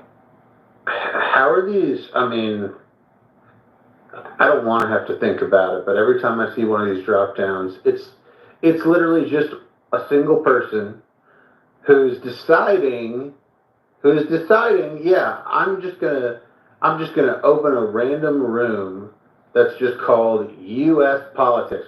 I got this one drop down right here. It's by someone named MM. No idea who that is. Started a room for U.S. politics. Who's going in that room? Who's going in that room?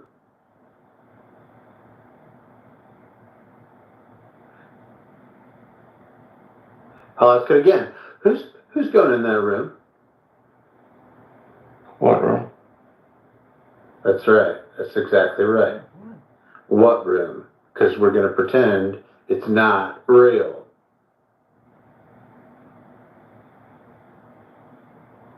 No doubt. No doubt. Dr. Jordan, can you come out? I have a question for you.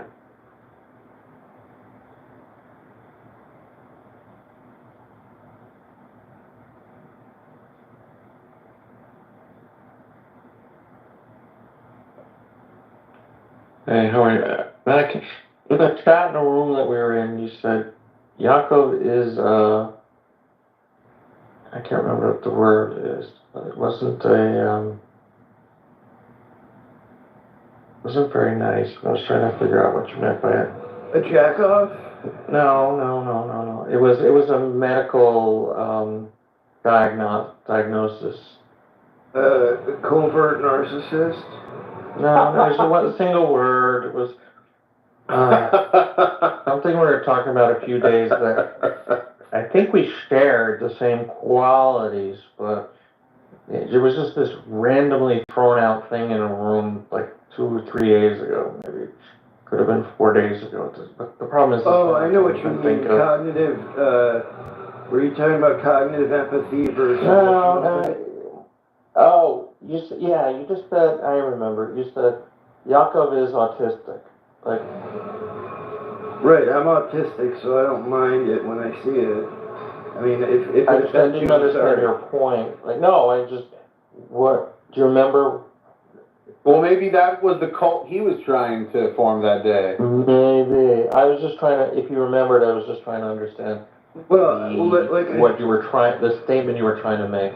Or was it just that you just think I'm autistic, so nothing? No, I mean, I just, when people describe, like, if someone presents a certain way and then they describe certain behaviors, you know, I'm not in a position to diagnose anyone. It's just that I'm very familiar with I used to sit on the board of an autism foundation, and I'm just familiar with people who are diagnosed late in life as I was. Now, I mean, it would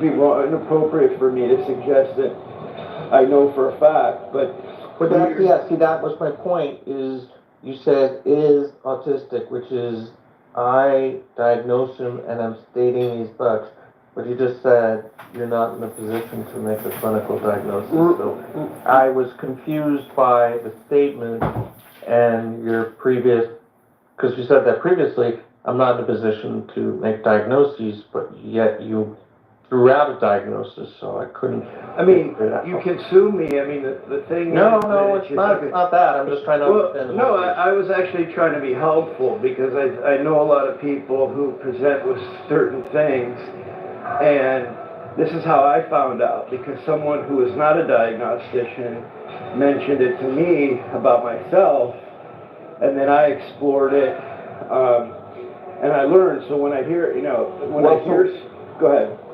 So is it safe to say, since you didn't use the word you just wrote, Yaakov is autistic, as opposed to Yaakov, comma, you are autistic, you were trying to explain to other people my behavior in the room, or did you just forget out the comma? Oh, no, I see what you say. So what you had said, I think what you had said was that, you said something to the effect of, I forgot how you prefaced it, but I was responding, I was trying to like confirm for you that yes, I think, maybe I should have said, I think you are.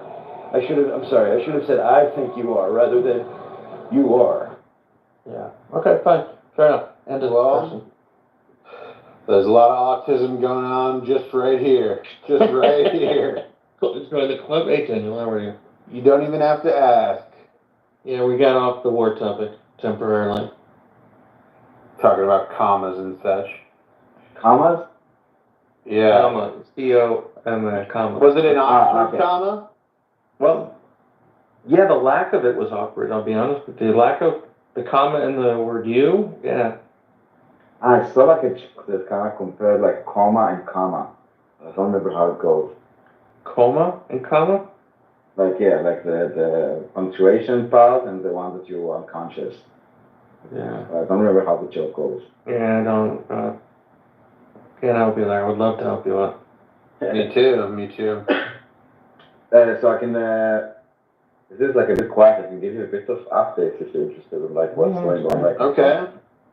On the wide, so basically the Israeli Defense Force is now basically in the last few days taking control of the port of Khan Yunis, which is, if you kind of look at the map of Gaza, it's like where is the narrowest point of between Israel and the sea, and they basically made a line cutting from like an Israeli settlement called Kisufim all the way to the Mediterranean Sea, basically cutting it, like basically creating a corridor there.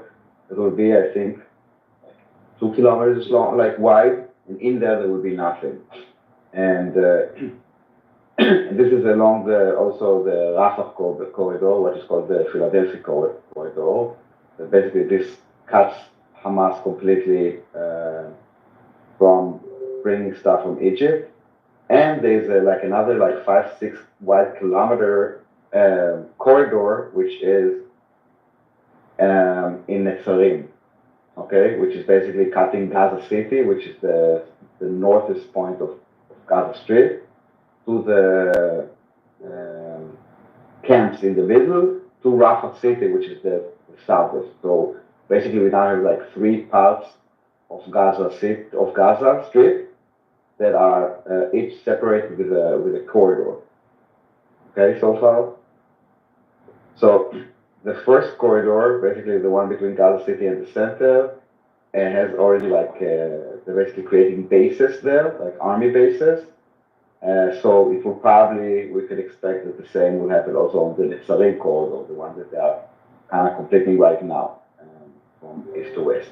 So Israel is proceeding as though there will not be a ceasefire, that this is the best military plan in the short, medium, and long term is to. As you said, Yaakov, for a few days, until there is a ceasefire, there is no ceasefire. Exactly. So they're proceeding ahead. They're proceeding ahead with the objectives and putting in place the infrastructure necessary to achieve the goals. Yes, and part of it is also, part of it, and I will touch it in a minute, is about the day after. So it's part of it like there are 3 kind of things that are being taken into account. One is the strategic progress into kind of cornering Hamas. Second is how how to kind of prevent the movement, and the third is like the day after. But before I get to this, just kind of to complete like the description, and also along the border between Israel and Gaza, which is basically the north side of Gaza City, and along basically the line between Gaza and Israel. What? The east side of the strip. Yeah, exactly. There's like a 1 kilometer wide buffer zone.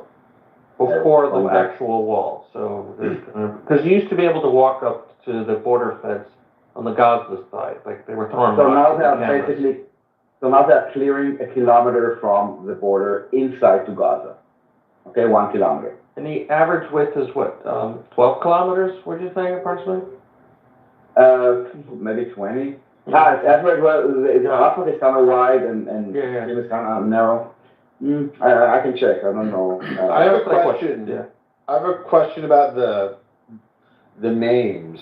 Because I was curious and I had Googled that the names. Well, I'm sure there's a lot that have cool like etymologies, but I mean the Philadelphia corridor was named after like a military operation, but didn't answer for me why that military operation was named Philadelphia. So I was curious if you knew why it's called the Philadelphia corridor. Actually, I don't remember. It predates any military battle. I mean, it's got to be ancient Philadelphia. Yeah, it's ancient. I mean, it's not like this isn't Sylvester's. This is not in the past 100 years. So I'll look it up. It's arbitrary. It was the name that was on the. It was basically a code name that was on the maps of the IDF. It has nothing to do with anything. Also not Philadelphia. Really? It's just like a code name. Yes. Hold on. Unfortunately, not really a story. But regarding the other ones, Netzarim and Kisufim, basically, so if you go along the border of Gaza on the east, so basically you will see a place called Kisufim in Israel, and basically that is the point that you would just cut Gaza. And another one is a village called Netzarim, and that is basically the part that you cut Gaza. So that they are kind of like longitudes along the street to see where it's happening exactly. So let's say from Netzarim, I will do a line all the way to the Mediterranean Sea. This is the line that we now created a corridor. Make sense? Yeah, I know. As they could, yeah. Like, so look at that picture of the Israeli Humvee driving out of a tunnel in the Philadelphia corridor. The tunnel was that wide and that tall. Oh my God. Yeah, this is for some serious stuff. So basically, a lot of the destructions that people see, and they think like, oh, the entire Gaza Strip is destroyed, it's actually those corridors. It's clearing the areas around the border with Israel and in those 2 corridors. So when you see like those big shots and you see everything is destroyed, yes, everything is destroyed, but not the entire Gaza Strip, but those corridors. And part of it,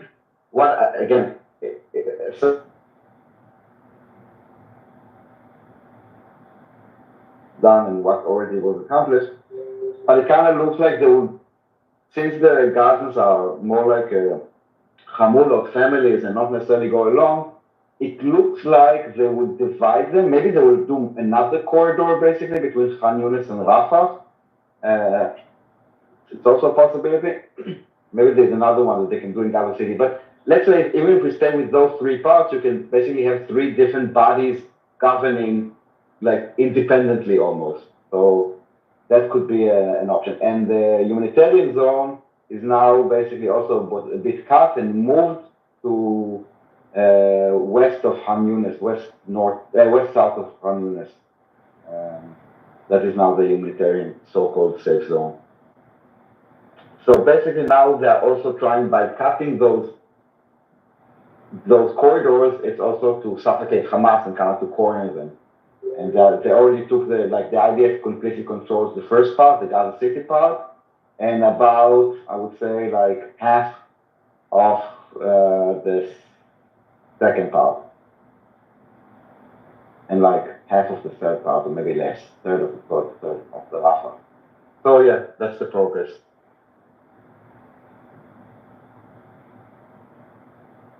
And what else? Where did they find the 6 bodies that they... In Khan Yunis. Oh, basically around the area where they are operating right now. Mm. And it was through intelligence that they found the bodies, or they stumbled upon them randomly? No. It was, they knew, they planned, they got like information from people that they arrested and also people that they arrested like fresh. So it was based on this.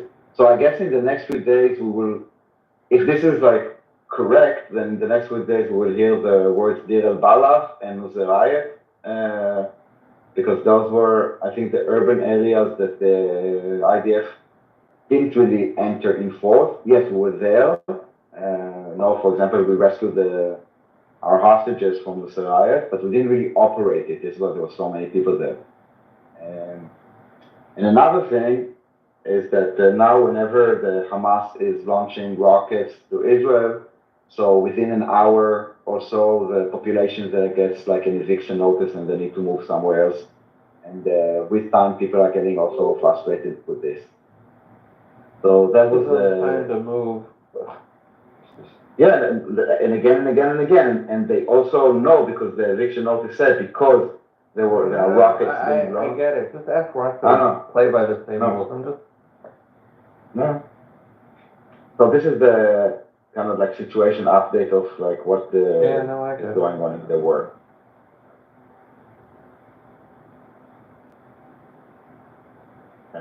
When anyone has questions or whatever, otherwise don't have any more.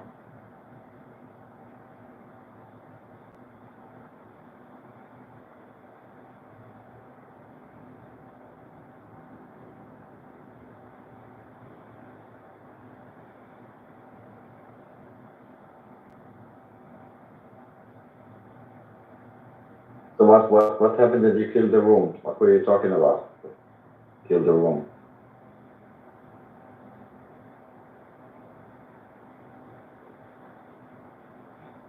Okay. That's the room, of course. Alright, so we wanna kill it? I was just asking if the room, of course. I don't know, because I came back and it was kinda... Yeah, it's kind of done. It's alright. We can always open it again if we want. Yeah. Okay. Alright. Good night, everyone. Good night. Bye-bye.